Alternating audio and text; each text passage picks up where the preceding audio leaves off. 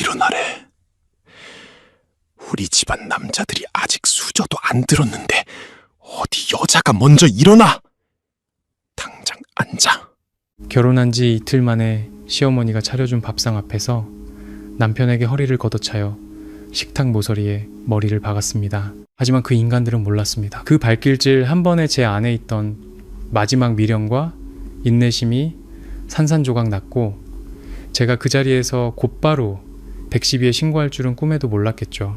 이제 제게 남은 건 그들에게 1억 원의 예단비를 돌려주고 이 지옥 같은 집구석에서 탈출해 제 인생을 되찾는 통쾌한 마침표를 찍는 것 뿐이었습니다. 오늘 사연이 궁금하시다면 저희 안온한 행복 채널에 구독과 좋아요 꼭 눌러주세요. 그럼 이제부터 제 이야기를 시작해 보겠습니다. 안녕하세요. 제 이름은 이서연 24살입니다. 어제 막 박준혁 씨와 결혼식을 올리고 박씨 집안의 새 식구가 되었죠. 저는 어릴 적부터 이천의 작은 밭에서 부모님을 도우며 자랐습니다. 공부는 많이 못했지만 사람으로서 지켜야 할 도리는 부모님께 똑똑히 배웠습니다. 제 인생에서 가장 중요하게 생각하는 것은 바로 체면과 존중입니다. 누구든 제게 무례하게 굴면 저 또한 결코 참고 넘어가지 않을 겁니다. 제1장, 결혼 다음 날 아침, 시댁에서의 첫 식사. 결혼식은 밤늦게까지 이어졌고 저는 온몸의 뼈가 으스러지는 듯한 피로감에 휩싸였습니다. 베개에 머리를 대자마자 정신을 잃고 잠들었고 남편인 준혁 씨가 언제 옆에 누웠는지조차 몰랐습니다. 눈을 떴을 땐 창밖은 이미 환했습니다. 눈부신 햇살이 커튼 틈으로 비집고 들어와 바닥에 가느다란 빗줄기를 만들고 있었죠. 옆자리는 비어 있었고 이부자리는 차갑게 식어 있었습니다. 준혁 씨가 일어난 지 꽤 된 것 같았어요. 저는 벌떡 몸을 일으켰습니다. 심장이 쿵 하고 내려앉았죠.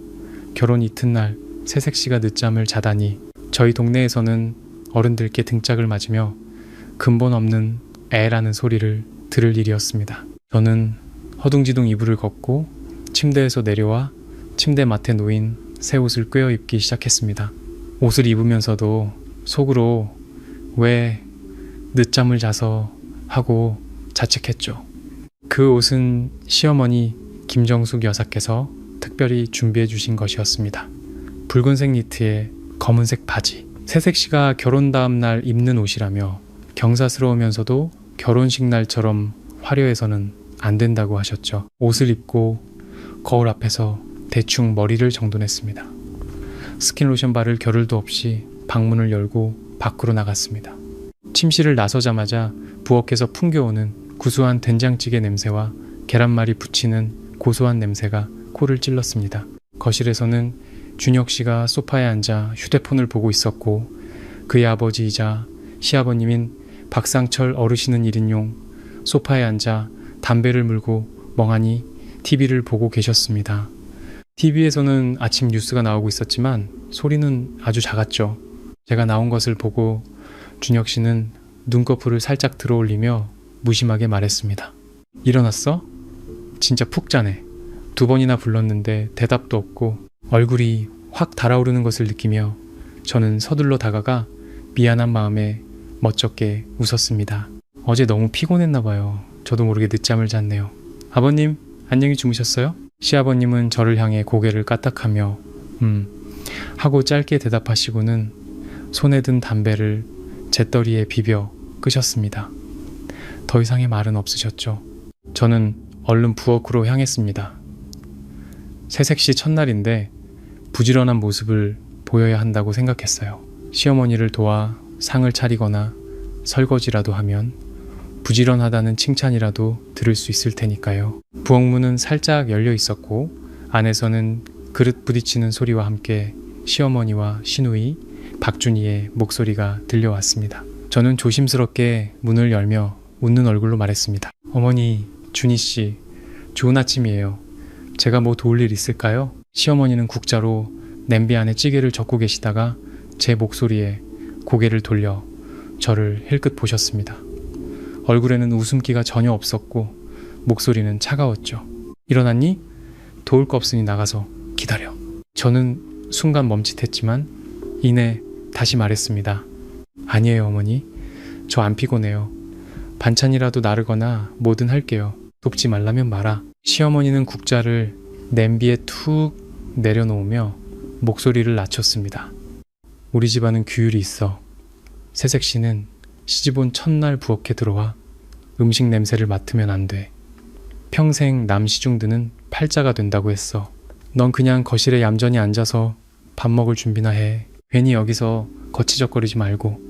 옆에서 귤을 까던 시누이 준이가 그 말을 듣고는 저를 위아래로 훑어보며 비꼬는 투로 말했습니다. 그러게 말이에요, 새언니. 엄마가 말씀하셨잖아요. 괜히 부지런한 척 하지 마세요. 우리 집은 원래 남한테 부엌일 안 맡겨요.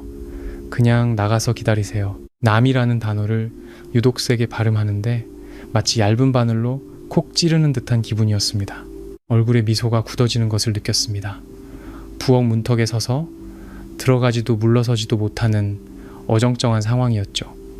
24살이 되도록 저는 집에서 동이 트기도 전에 부모님과 밭에 나가 일하고 돌아와서는 빨래하고 밥 짓고 집안을 정리하는 등 온갖 일을 다 했습니다. 그런데 이렇게 문전에서 부지런한 척한다, 남이다 라는 소리를 들어본 것은 처음이었습니다. 하지만 다시 생각해보니 오늘은 결혼 이튿날이었습니다. 시댁에 온 지 얼마 안 됐는데 시어머니나 시누이와 다툴 수는 없었죠. 그들 나름의 규칙이 있다면 제가 따르는 것이 맞았습니다. 사소한 일로 분위기를 망칠 필요는 없었으니까요. 저는 마음속 불편함을 억누르고 여전히 미소를 띤 채 말했습니다. 네, 그럼 어머님 말씀대로 할게요. 밖에서 기다릴게요. 필요하신 거 있으면 언제든지 불러주세요. 그렇게 말하고 조용히 부엌문을 닫고 거실로 돌아왔습니다. 준혁 씨는 여전히 소파에서 휴대폰만 보고 있었고 제가 돌아와도 고개 한번 들지 않았습니다. 저는 그의 옆에 앉아 작은 목소리로 말했습니다. 부엌일 좀 도우려고 했는데 어머님이 규칙이 있다고 못하게 하시네. 그제야 준혁 씨는 휴대폰을 내려놓고 제 허벅지를 툭툭 치며 웃었습니다. 우리 엄마 원래 그래. 옛날 규칙 같은 거 많아. 그냥 엄마 말 들어. 신경 쓰지 마. 일 안 시키면 너만 좋은 거 아니야? 편히 쉬어. 그의 손이 제 다리 위에 놓여 따뜻한 온기를 전했지만 제 마음은 왠지 모르게 불안해졌습니다. 결혼 전 그는 저희 집에 올 때마다 밭일이든 집안일이든 서로 하겠다며 저보다 더 부지런을 떨었습니다. 저희 부모님께는 장인어른, 장모님 하며 싹싹하게 굴었고 저를 아내로 맞으면 절대 고생시키지 않고 힘든 일은 하나도 안 시키겠다고 맹세했었죠. 그런데 지금 자기 엄마와 동생이 저를 쌀쌀맞게 대하는 것을 보면서도 그는 그저 옛날 규칙이 많다며 제게 참으라고만 했습니다. 저를 감싸주는 말은 한마디도 없었죠. 마음속 불편함이 더 커졌지만 저는 아무 말도 하지 않았습니다. 이제 막 결혼했으니 어느 집이든 새 식구가 적응하는 시간이 필요한 법이겠죠. 어쩌면 정말 제가 너무 예민하게 생각하는 것일지도 모른다고 그저 그들 집안의 규칙이 많은 것뿐이라고 스스로를 다독였습니다. 저는 소파에 앉아 무의식적으로 옷자락만 만지작거렸습니다. 부엌에서 들려오는 소리에 안절부절못했죠. 태어나서 이렇게 남이 차려주는 밥을 멀뚱히 기다려본 적은 처음이었습니다. 그것도 시어머니와 시누이가 차려주는 밥상을 말이죠. 20분쯤 지났을까? 부엌 문이 열리고 시어머니가 계란말이가 담긴 접시를 들고 나오셨습니다. 시누이가 그 뒤를 따라 작은 반찬 그릇 2개를 들고 나왔죠. 준혁 씨가 벌떡 일어나 시어머니 손에 들린 접시를 받으며 살갑게 말했습니다. 어머니, 고생하셨어요. 와, 찌개 냄새 정말 좋네요.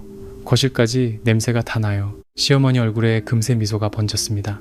그녀는 준혁 씨의 손을 토닥이며 애정 어린 목소리로 말했죠. 너는 입만 살아가지고 엄마 힘든 거 알면 됐어. 얼른 상 차리자. 밥 먹게. 저도 얼른 일어나 시누이가 든 반찬 그릇을 받으려고 다가갔습니다. 하지만 시누이는 몸을 획 돌려 피하며 식탁에 반찬을 탁 내려놓고는 저를 쏘아보며 말했습니다. 손댈 필요 없어요. 제가 할 테니까. 괜히 떨어뜨리지나 마세요. 제 손이 허공에서 뻘쭘하게 멈췄습니다. 얼굴이 화끈거렸죠. 살면서 이런 대접은 처음이었습니다. 친정에서는 부모님이 저를 애지중지 키우셨고 남동생도 항상 저를 위했습니다. 이웃들과도 늘 화목하게 지냈지 이렇게 대놓고 면박을 주는 사람은 없었습니다. 저는 입술을 꽉 깨물고 마음속에 화를 억눌렀습니다. 결혼 이튿날 소란을 피울 수는 없었습니다. 남들에게 웃음거리가 되거나 친정 부모님께 걱정을 끼쳐드릴 수는 없었죠. 참자. 며칠 지나 익숙해지면 괜찮아질 거야. 곧 식탁의 음식이 모두 차려졌습니다. 구수한 된장찌개, 노란 계란말이, 오이무침과 무장아찌, 그리고 김이 모락모락 나는 쌀밥까지 푸짐해 보였죠. 시아버님이 먼저 식탁 상석에 앉으셨고 시어머니는 그 왼쪽에, 준혁 씨는 오른쪽에 앉았습니다. 시누이는 시어머니 옆에 자리를 잡았죠. 마지막으로 남은 자리는 준혁 씨 옆 부엌에서 가장 가까운 말석이었습니다. 제가 그 자리로 가서 의자를 빼앉으려는 순간 시어머니가 갑자기 입을 열었습니다. 잠깐, 저는 동작을 멈추고 의아한 표정으로 그녀를 쳐다봤습니다. 네 어머니? 왜요? 시어머니는 저를 훑어보며 몸이 건조하게 말했습니다. 우리 집은 밥 먹을 때도 규칙이 있다. 아무데나 앉는 게 아니야. 상석은 내 아버님 자리, 양옆은 나와 준혁이 자리다. 준이는 이 집 딸이니 내 옆에 앉고. 네가 앉으려는 그 자리는 집안이라는 사람이 앉는 자리가 맞긴 한데 남자들이 앉기 전에 여자가 먼저 앉으면 안 된다. 내 아버님과 준혁이가 수저를 들면 그때 앉는 거야. 알겠니? 저는 의자 등받이를 잡은 채 그 자리에 얼어붙었습니다. 얼굴이 불타는 것 같았죠. 거실은 쥐 죽은 듯 조용했습니다. 준혁 씨는 고개를 숙인 채 못 들은 척했고 시아버지는 말없이 식탁만 보고 계셨습니다. 시누이는 팔짱을 낀 채 재밌는 구경이라도 난 듯 저를 쳐다보고 있었죠. 살면서 이런 규칙은 들어본 적도 없었습니다. 저희 집에서는 온 가족이 함께 식사 준비를 하고 먼저 일이 끝난 사람부터 자리에 앉았습니다. 남자가 앉기 전에는 여자가 앉으면 안 된다는 말은 금시초문이었습니다. 하지만 저는 지금 박씨 집안의 새 며느리였습니다. 시어머니가 온 가족 앞에서 규칙을 말하는데 제가 반박하면 철없는 며느리, 시어머니에게 대드는 며느리가 될 뿐이었습니다. 시집 온 첫날부터 분란을 일으키고 싶지는 않았죠. 저는 깊게 숨을 들이마시고 의자를 잡은 손을 놓았습니다. 그리고 시어머니를 향해 고개를 끄덕이며 최대한 차분한 목소리로 말했습니다. 네 어머님, 알겠습니다. 기억할게요. 그제야 시어머니는 만족스러운 듯 고개를 끄덕이며 턱짓으로 말했습니다. 그래, 이제 앉아라. 저는 그제야 의자를 빼고 천천히 앉았습니다. 엉덩이가 의자에 닿는 순간 마음속에 커다란 돌덩이가 얹힌 듯 숨이 막혀왔습니다. 아직 시작도 하지 않은 이 아침 식사가 밭에서 하루 종일 일하는 것보다 더 힘들게 느껴졌습니다. 제2장, 식탁 위의 규율, 그리고 예기치 못한 발길질. 자리에 앉은 후에도 식탁은 조용했습니다. 아무도 수저를 들지 않았죠. 저는 눈앞에 밥그릇을 보며 왜 아무도 안 먹지? 하고 궁금해했습니다. 막 물어보려던 참에 시아버님이 수저를 드셨습니다. 그리고 밥을 한술 뜨셨죠. 이어서 준혁 씨도 수저를 들고 계란말이를 한 조각 집었습니다. 그제야 시어머니가 수저를 들며 저와 시누이에게 턱짓을 했습니다. 자, 이제 먹어라. 그리고 명심해. 앞으로 이 집에서 밥 먹을 땐 남자들이 수저를 들기 전엔 여자는 절대 먼저 들면 안 된다. 이건 우리 박씨 집안이 수십 년간 지켜온 가풍이야. 어겨서는 안 돼. 시누이는 곧장 고분고분하게 고개를 끄덕이며 계란말이를 집어들고 말했습니다. 네 엄마, 저야 항상 기억하고 있죠. 그러면서 저를 힐끗 쳐다보는데 그 눈빛에는 명백한 조롱이 담겨 있었습니다. 수저를 쥔 손에 힘이 들어갔습니다. 손끝이 하얘질 정도였죠. 이제야 왜 아무도 수저를 들지 않았는지 알 것 같았습니다. 이런 규칙이 또 있었던 겁니다. 저희 친정에도 어른이 먼저 수저를 드셔야 아랫사람이 들 수 있다는 예절은 있었습니다. 그건 어른에 대한 공경의 표현이었죠. 하지만 남자가 먼저 들지 않으면 여자는 들 수 없다는 규칙은 난생 처음이었습니다. 시대가 어느 때인데 아직도 이런 남존여비 사상이 남아있단 말인가. 하지만 저는 여전히 아무 말 없이 수저를 들어 오이무침을 조금 집어 입에 넣고 천천히 씹었습니다. 아무 맛도 느껴지지 않았죠. 저는 이것이 오늘 아침 겪을 수모의 전부라고 생각했습니다. 하지만 그건 시작에 불과했습니다. 밥을 두어 술 뜨자마자 시어머니가 수저를 내려놓고 저를 보며 본격적으로 규칙을 나열하기 시작했습니다. 서연아, 이제 너도 우리 박씨 집안 사람이 되었으니 우리 집안의 법도를 따라야 한다. 더는 친정에서처럼 자유분방하고 버릇없이 굴어서는 안 돼. 알겠니? 저는 얼른 수저를 내려놓고 허리를 꼿꼿이 세운 채 그녀를 보며 진지하게 말했습니다. 네, 어머니. 말씀하세요. 잘 듣겠습니다. 시어머니는 만족스럽게 고개를 끄덕이고 헛기침을 한 뒤 말을 이었습니다. 첫째, 이 집의 경제권은 반드시 남자가 쥐어야 한다. 앞으로 너와 준혁이가 버는 돈은 모두 준혁이에게 맡겨 관리하도록 해. 네 용돈은 준혁이가 매달 줄 것이다. 여자는 마음이 섬세하지만 시야가 좁아서 큰 돈을 관리하지 못하고 쓸데없는 물건을 사며 돈을 함부로 쓰기 쉽다. 우리 박씨 집안은 대대로 남자가 돈을 관리해왔어. 이 규칙은 깰 수 없다. 심장이 쿵 하고 내려앉았습니다. 결혼 전에 준혁 씨와 분명히 이야기했었습니다. 결혼하면 각자 돈은 각자 관리하고 집안 공동 생활비만 같이 내기로요. 제 돈 전부를 그에게 맡겨야 한다는 말은 들어본 적이 없었습니다. 저는 시내 마트에서 계산원으로 일하며 한 달에 200만 원 넘게 법니다. 제 생활비로는 충분하고 조금씩 저축도 할 수 있는 돈이었죠. 그런데 왜 결혼했다고 제 월급까지 그가 관리해야 한단 말인가. 제가 막 입을 열려는 순간 시어머니는 제게 말할 틈도 주지 않고 말을 이었습니다. 둘째, 남편을 섬기는 도리다. 앞으로 준혁이가 밖에서 사람들을 만나고 아무리 늦게 들어와도 너는 집에서 기다려야 한다. 문을 잠그지 말고 기다리다가 남편이 돌아오면 따뜻한 밥과 발 씻을 물을 준비해줘야 해. 남편이 씻고 잠자리에 들 때까지 시중을 든 후에야 너도 잘 수 있다. 남자는 밖에서 힘들게 일하니 집에 와서는 편안해야 한다. 조금의 불편함도 겪게 해서는 안 돼. 셋째, 집안일은 이제부터 모두 내 몫이다. 나는 나이가 들어 몸이 성치 않아 더는 일하기 힘들다. 준이는 우리 집 귀한 딸이라 곱게만 키워서 집안일을 시킬 수 없다. 시집가서도 귀부인처럼 살아야 할 아이야. 준혁이는 남자고 밖에서 돈을 버는 사람이니 이런 자질구레한 집안일에 신경 쓰게 할 수 없다. 그러니 앞으로 빨래, 밥, 청소, 모든 집안일은 네가 도맡아 해야 한다. 아주 깨끗하고 깔끔하게 말이야. 그리고 넷째, 가장 중요한 것이다. 바로 대를 잇는 일이다. 우리 박씨 집안에 시집 왔으니 반드시 아들을 낳아 대를 이어야 한다. 만약 첫째가 딸이면 아들을 낳을 때까지 계속 낳아야 해. 우리 집안은 준혁이가 유일한 아들이다. 절대 대가 끊겨서는 안 된다. 시어머니는 조목조목 규칙을 읊었고 목소리는 점점 더 강경해졌습니다. 그녀는 저를 뚫어져라 쳐다봤는데 마치 부하 직원에게 지시를 내리는 듯한 태도였지. 갓 들어온 며느리에게 하는 말이라고는 볼 수 없었습니다. 저는 의자에 앉아 들으면 들을수록 심장이 차갑게 가라앉는 것을 느꼈습니다. 손에 쥔 수저를 놓칠 것만 같았죠. 이 4가지 규칙은 모두 제 인내심의 한계를 건드리는 것들이었습니다.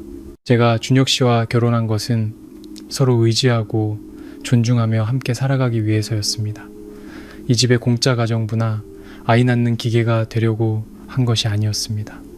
저희 부모님이 저를 20년 넘게 키우신 것은 남의 집에 가서 이렇게 무시당하고 짓밟히라고 하신 것이 아니었습니다. 저는 깊게 숨을 들이마시고 막 입을 열려던 순간 옆에 앉은 준혁 씨가 갑자기 식탁 밑으로 손을 뻗어 제 허벅지를 툭툭 치며 눈짓을 보냈습니다. 말하지 말라는 신호였죠. 제가 그를 쳐다보자 그는 눈을 찡긋하며 입모양으로 속삭였습니다. 일단 들어. 나중에 내가 설명해 줄게. 저는 그를 보며 분노와 서러움이 동시에 치밀었습니다.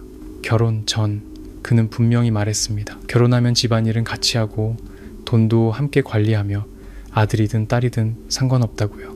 시어머니가 저를 괴롭히면 자기가 평생 막아주겠다고 약속했습니다. 그런데 지금 자기 엄마가 바로 앞에서 이렇게 가혹한 규칙들을 내세우는데 그는 저를 위해 한마디도 거들지 않고 오히려 참으라고만 했습니다. 저는 입술을 꽉 깨물고 목구멍까지 차오른 말을 다시 삼켰습니다.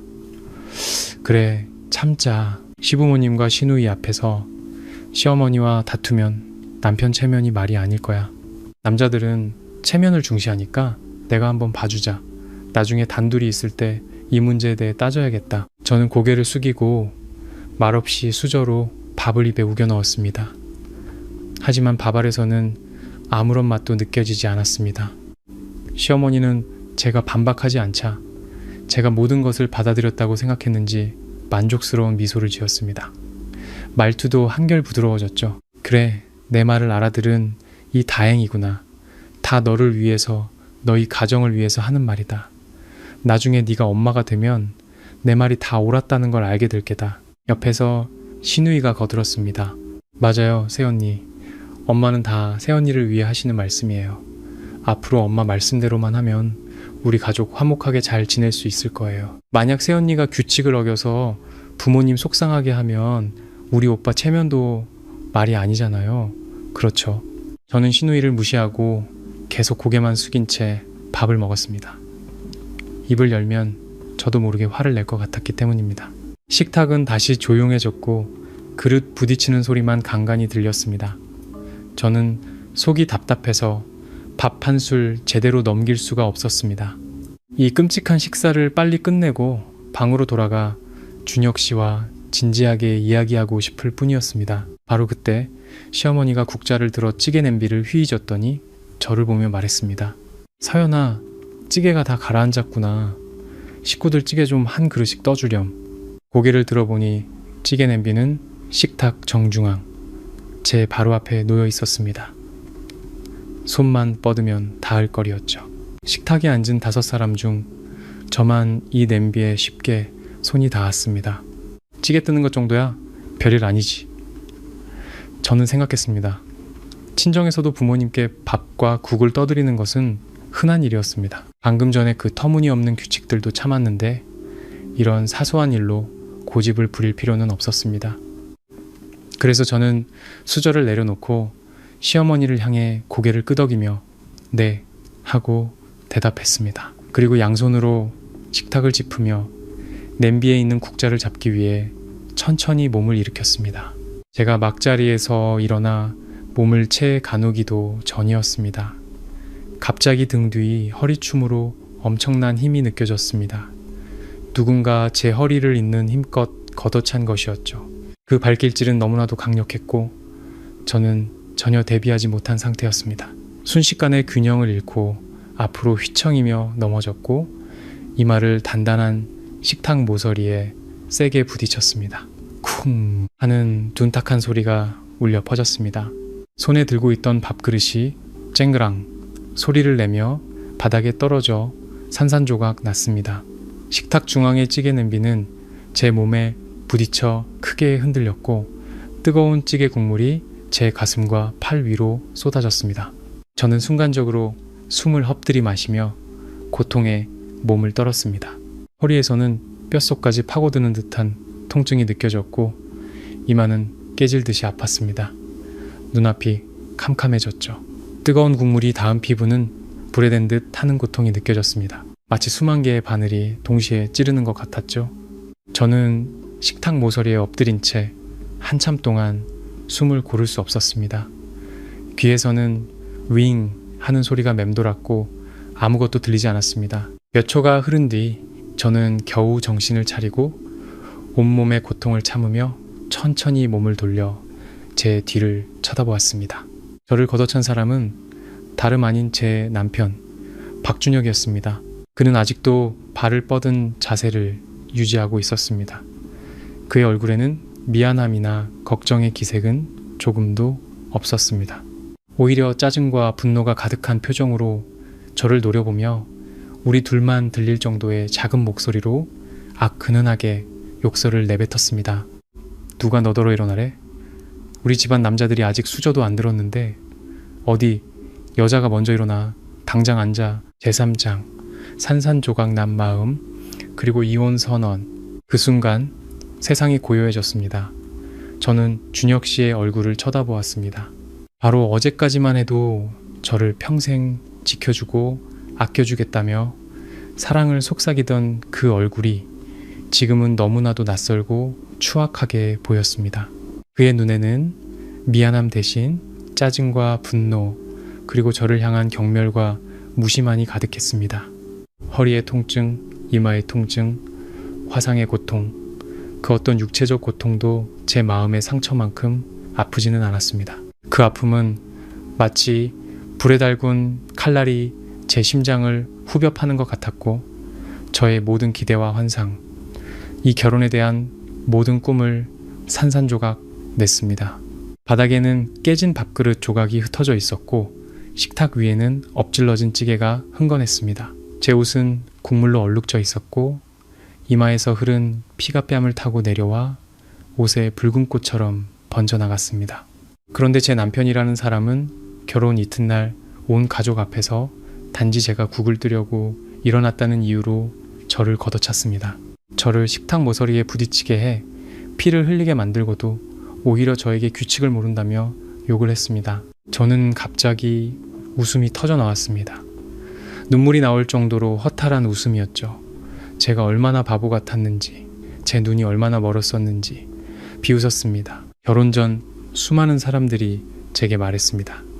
준혁 씨는 진득하게 한 사람과 살 사람이 아닌 것 같다고, 그의 어머니는 너무 기가 세서 시집 가면 고생할 거라고요.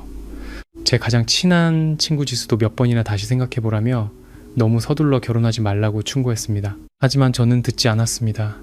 마치 콩깍지가 씌인 것처럼 그가 저에게 잘해주고 시골 출신인 저를 무시하지 않는다는 점에 반했습니다. 그가 저를 평생 지켜줄 것이라고 굳게 믿었습니다. 모든 사람의 반대를 무릅쓰고 저는 그와 결혼했습니다. 결과는 어땠나요? 결혼 이튿날 저는 온 가족 앞에서 남편에게 발길질을 당했습니다. 결혼 전에 그 모든 다정함, 상냥함, 헌신적인 모습은 전부 연기였습니다. 저를 이 박씨 집안으로 끌어들이기 위한 함정이었던 겁니다. 저를 꿰어낸 후에는 본색을 드러낸 것이죠. 저를 평생 지켜주겠다는 그의 약속은 시어머니가 제게 모욕적인 규칙을 강요할 때 그저 참으라고 하는 것이었고, 제가 국을 뜨려고 일어났을 때 온 가족 앞에서 저를 걷어차고 규칙도 모른다며 욕하는 것이었습니다. 그 순간 제 마음속에 남아있던 마지막 기대, 혹시나 하는 마음, 그리고 참고 넘어가려 했던 모든 생각이 완전히 사라졌습니다. 마음이 재처럼 식어버린다는 것이 바로 이런 기분일 겁니다. 저는 울지도 소리치지도 그에게 달려들어 싸우지도 않았습니다. 그런 행동이 아무 소용없다는 것을 알았기 때문입니다. 이런 가족 앞에서 소란을 피우는 것은 그들이 저를 더욱 무시하게 만들고 규칙도 모르는 미친 여자로 낙인 찍히게 할 뿐이었습니다. 저는 온몸의 고통을 참으며 천천히 몸을 일으켜 세웠습니다. 손을 들어 얼굴에 흐르는 피를 닦고 옷에 묻은 찌꺼기를 털어냈습니다. 제 동작은 아주 느리고 침착했고 손은 조금도 떨리지 않았습니다. 모든 것을 정리한 후 저는 고개를 들어 준혁 씨를 똑바로 쳐다보며 한 글자 한 글자 또렷하게 입을 열었습니다. 제 목소리는 저 자신도 놀랄 만큼 평온했습니다. 울음기도 떨림도 전혀 없었죠. 박준혁 씨, 당신이 나를 걷어찬 거 똑똑히 기억하겠어요. 이 밥 안 먹어요. 그리고 이 결혼 더는 당신과 못하겠네요. 우리 이혼해요. 그 말이 끝나자마자 식당 안은 완벽한 정적에 휩싸였습니다. 바늘 하나 떨어지는 소리도 들릴 것 같았죠. 방금 전까지 소란스러웠던 식구들은 모두 그 자리에 얼어붙었습니다. 각자의 얼굴에는 각기 다른 표정이 떠올라 있었죠. 가장 먼저 정신을 차린 것은 시어머니였습니다. 그녀는 식탁을 쾅 하고 내리치며 벌떡 일어났습니다. 그리고 제 코앞에 손가락질하며 소리쳤습니다. 이서연, 너 미쳤니? 지금 무슨 소리를 하는 거야? 결혼 이튿날부터 이혼이라니 제정신이야? 우리 박씨 집안 체면이 너 때문에 말이 아니게 생겼잖아. 그녀의 목소리는 날카롭고 귀에 거슬렸습니다. 마치 손톱으로 유리를 긁는 소리 같았죠. 이어서 신우이도 일어났습니다. 그녀는 팔짱을 낀 채 경멸스러운 눈으로 저를 쳐다보며 빈정거렸습니다. 그러게요. 새언니 정말 경우가 없으시네요. 우리 오빠가 그냥 장난으로 살짝 건드린 것 가지고 뭘 그렇게 유난을 떨어요? 이혼이라니. 애초에 우리 오빠랑 잘 살 생각도 없이 그냥 돈 보고 결혼한 거 아니에요? 살짝 건드렸다고요?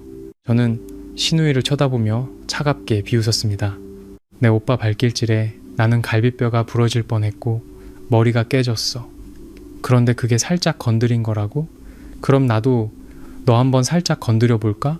어떤 기분인지? 신우이는 제 말에 할 말을 잃고 얼굴이 새빨개졌습니다. 그리고 시어머니 뒤로 숨어 그녀의 팔을 잡아 끌며 말했습니다. 엄마, 저것 봐. 나한테 협박하잖아. 시집 온 지 하루 만에 저렇게 기가 세서 어떡해? 시어머니는 분노로 온몸을 떨며 저에게 손가락질했습니다. 세상이 뒤집히려나. 정말 세상이 뒤집히려나. 우리 박씨 집안이 어떻게 너 같은 걸 며느리로 들여서 예의도 없고 규칙도 모르면서 감히 이혼 소리를 해? 이서연, 똑똑히 들어. 네가 우리 집안에 들어온 이상 너는 우리 집 사람이야. 이혼? 네 마음대로 될 것 같아? 어림도 없어. 저는 그녀를 무시하고 여전히 준혁 씨만 쳐다보았습니다. 저를 걷어찬 그 남자, 제 남편이라는 사람이 무슨 말을 할지 궁금했습니다. 준혁 씨도 당황한 기색이 역력했습니다. 그는 아마 제가 이렇게 강하게 나올 줄은, 온 가족 앞에서 이혼을 선언할 줄은 상상도 못했을 겁니다. 그의 눈에 저는 걷어차이고 욕을 들으면 무서워서 벌벌 떨며 용서를 구걸해야 하는 그런 순종적인 여자였을 테니까요. 하지만 저는 그의 예상과 달랐습니다. 잘못을 빌기는커녕 이혼을 요구했죠. 그의 얼굴에는 당혹감이 스쳐 지나가더니 이내 분노로 붉게 물들었습니다. 눈에는 핏발이 섰고 마치 격분한 야수 같았죠. 그는 의자에서 벌떡 일어나 제게 손가락질하며 근흔하게 소리쳤습니다. 이서연, 그만 좀 해. 장난으로 한번 찼다고 뭘 그렇게 유난이야. 우리 부모님, 동생 앞에서 지금 뭐 하는 짓이야. 똑똑히 들어. 당장 입 다물고 자리에 앉아. 안 그러면 나도 가만히 안 있을 줄 알아. 가만히 안 있는다고요? 저는 그를 보며 차갑게 웃었습니다. 박준혁 씨, 아까 나를 걷어찰 때는 나한테 예의를 차릴 생각은 안 했나요? 이제 와서 가만히 안 있겠다니 뭘 어쩌려고요? 또 걷어찰 건가요? 아니면 때리기라도 하려고요? 저는 한 걸음 앞으로 다가가 그의 시선을 피하지 않고 똑바로 마주했습니다. 똑똑히 들어요, 박준혁 씨. 나 이서연은 당신과 함께 살려고, 당신의 아내가 되려고 결혼한 거지 당신한테 화풀이 대상이 되거나 발길질 당하려고 온 게 아니에요. 오늘 당신이 부모님 앞에서 나를 걷어찼다면 내일은 그들 뒤에서 나를 반쯤 죽여놓을 수도 있겠죠. 그런 인생 나는 살지 않겠어요. 우리 부모님이 20년 넘게 나를 키우신 건 당신 집에 와서 이런 수모를 겪으라고 하신 게 아니에요. 내가 참을 거라고 생각했다면 큰 오산이에요. 이 결혼 반드시 끝낼 겁니다. 제 말은 한 글자 한 글자 힘이 실려 식당 안의 모든 사람 귀에 똑똑히 밝혔습니다. 준혁 씨는 제 말에 아무 대꾸도 하지 못했습니다. 얼굴은 새빨개졌고 가슴을 거칠게 들썩이며 분노로 몸을 떨었죠. 그는 아마 이런 제 모습을 처음 봤을 겁니다. 결혼 전 저는 그 앞에서 항상 상냥하고 조신하게 작은 목소리로 말하는 여자였으니까요. 그는 아마 아직도 이해하지 못할 겁니다. 왜 제가 발길질 한 번의 이혼까지 결심했는지를요. 그의 생각에는 여자가 말을 듣지 않으면 남편이 한두 번 때려서 가르치는 것이 당연한 일이었을 겁니다. 그의 집에서는 그의 어머니가 평생 그의 아버지 말을 따랐고 남자가 하는 말은 곧 법이었으며 여자는 그저 순종해야 했습니다.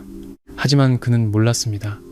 저 이서연은 그런 여자가 아니라는 것을요. 저희 부모님은 제게 착하고 예의 바르며 때로는 양보할 줄 아는 사람이 되라고 가르치셨습니다. 하지만 동시에 남이 나를 건드리지 않으면 나도 건드리지 않고 만약 누군가 나를 짓밟으려 한다면 절대 참지 말고 맞서 싸워야 한다고도 가르치셨습니다. 제게 가장 중요한 것은 존중이었습니다. 당신이 나를 존중하지 않는다면 나 역시 당신의 체면을 세워줄 필요가 없었습니다. 그때 상석에 앉아 한마디도 하지 않던 시아버님이 드디어 입을 열었습니다. 그는 미간을 찌푸리며 식탁을 손으로 툭툭 쳤습니다. 됐다, 됐어. 다들 뭘 그렇게 싸워. 아침부터 결혼 이튿날부터 이게 무슨 꼴이야. 준혁이 너도 멀쩡한 애를 왜 걷어차고 그래. 얼른 서연이한테 사과해. 저는 시아버지를 쳐다보았지만 마음에는 아무런 감흥도 없었습니다. 그의 말은 겉으로는 제 편을 드는 것 같았지만 실제로는 아무런 힘도 없는 공허한 소리였습니다. 그는 그저 준혁 씨에게 사과하라고만 할 뿐 이 문제를 대충 덮고 넘어가려 했습니다. 마치 자기 아들이 저를 걷어차 피를 흘리게 한 일이 가벼운 사과 한마디로 해결될 수 있는 것처럼요. 역시나 준혁 씨는 아버지의 말을 듣고도 사과하기는커녕 더욱 기세등등하게 소리쳤습니다. 제가 왜 사과를 해요? 제 아내를 제가 가르치겠다는데 뭐가 잘못됐어요? 규칙도 모르는 걸 가르쳐주는 게 뭐가 틀렸냐고요? 저 여자가 먼저 이혼하자고 소리쳤잖아요. 미친 거 아니에요? 시어머니가 즉시 거들었습니다. 그래, 우리 아들 말이 맞다. 사과는 무슨? 우리 박씨 집안 며느리는 우리 집안 법도를 따라야지. 규칙도 모르는 걸 아들이 가르치는 게 뭐가 어때서? 시집 오자마자 이혼 타령이나 하고 정말 복도 없는 년이야. 그들 가족의 뻔뻔한 모습을 보며 제 마음은 완전히 차가워졌습니다. 이 가족은 뿌리부터 썩어 있었습니다. 그들은 아내를 때리는 것이 잘못이라고 생각하지 않았습니다. 여자는 시집 오면 그 집안의 소유물이며 때리고 싶으면 때리고 욕하고 싶으면 욕해도 된다고 생각하는 사람들이었습니다. 이런 사람들과는 더 이상 할 말이 없었습니다. 한마디라도 더 섞는 것은 제 입만 아플 뿐이었죠. 저는 더 이상 그들을 쳐다보지 않고 침실로 발걸음을 옮겼습니다. 제 짐을 챙겨 이 역겨운 곳을 떠나기 위해서였습니다. 제사장, 시어머니의 바람과 나의 선택, 110이 신고 제가 막 두어 걸음 옮겼을 때 시어머니가 쏜살같이 달려와 제 앞을 가로막았습니다. 그녀는 양팔을 벌려 침실로 가는 길을 막아섰죠. 그녀의 얼굴은 분노로 새빨개져 있었고 눈은 부릅뜬 채 저를 노려보며 소리쳤습니다. 이서연, 너 뭐 하는 거야? 똑똑히 들어. 오늘 네가 이 방에 들어가서 짐이라도 싸면 내가 네 앞에서 죽어버릴 테다. 저는 걸음을 멈추고 그녀를 차갑게 쳐다보았습니다. 제 방에 들어가서 제 짐을 챙기겠다는데 그게 어머님이랑 무슨 상관이죠? 비켜주세요. 내 방? 시어머니가 비웃으며 제 얼굴에 침을 튀겼습니다. 이 집은 우리 박씨 집안이 산 집이야. 여기 있는 물건 하나하나 전부 우리 거고 내 방 같은 건 없어. 네가 우리 집안에 시집온 이상 네 몸뚱이도 우리 거고 네 물건도 다 우리 거야. 나갈 생각은 꿈도 꾸지 마. 제 짐은 저희 부모님이 마련해 주신 제 물건이에요. 당신들 집안과는 아무 상관없어요. 저는 그녀를 보며 차갑게 말했습니다. 다시 한번 말하죠. 비키세요? 못 비켜. 시어머니는 그 자리에 주저앉아 양다리를 뻗고 손으로 바닥을 치며 울부짖기 시작했습니다. 그 소리는 천지를 뒤흔들듯 했고 모르는 사람이 들으면 집안에 초상이라도 난 줄 알았을 겁니다. 아이고, 내 팔자야. 내가 전생에 무슨 죄를 지어서 이런 며느리를 들였나. 시집 온 지 이틀 만에 이혼하겠다고 짐 싸서 도망가려 하네. 우리 박씨 집안 체면이 말이 아니야. 내가 살아서 뭘 해? 차라리 죽는 게 낫지. 그녀는 울부짖으며 바닥을 손으로 쳤습니다. 눈물 콧물을 다 쏟아내며 방금 전의 험악한 모습은 온데간데 없고 마치 떼쓰는 물의 배처럼 보였습니다. 저는 그 자리에 서서 그녀의 추한 모습을 보며 역겨움을 느꼈습니다. 결혼 전 그녀가 저희 집에 인사 왔을 때는 깔끔한 옷차림에 상냥한 말투로 저를 친딸처럼 아껴주겠다고 말했었습니다. 저희 부어머님도 그 모습을 보고 좋은 시어머니를 만났다며 안심하셨었죠. 그런데 결혼 이틀 만에 그녀는 이렇게 바닥에 드러누워 때를 쓰는 본색을 드러냈습니다. 저는 그녀를 무시하고 그녀를 피해 침실로 가려 했습니다. 그러자 그녀는 바닥에 앉은 채 제 다리를 붙잡고 늘어졌습니다. 못 가.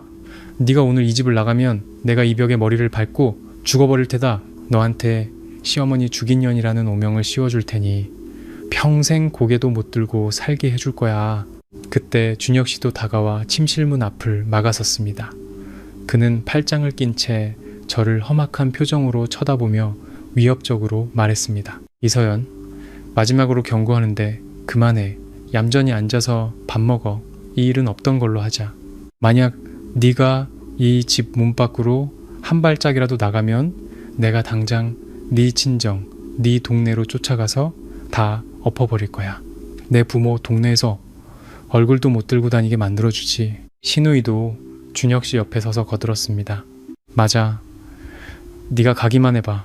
우리가 동네방네 네가 사기 결혼했다고, 우리 집에서 1억 원이나 뜯어내고 도망갔다고 소문낼 테니까 어디 다시 시집이나 갈 수 있는지 보자고. 그들 가족은 한통속이었습니다.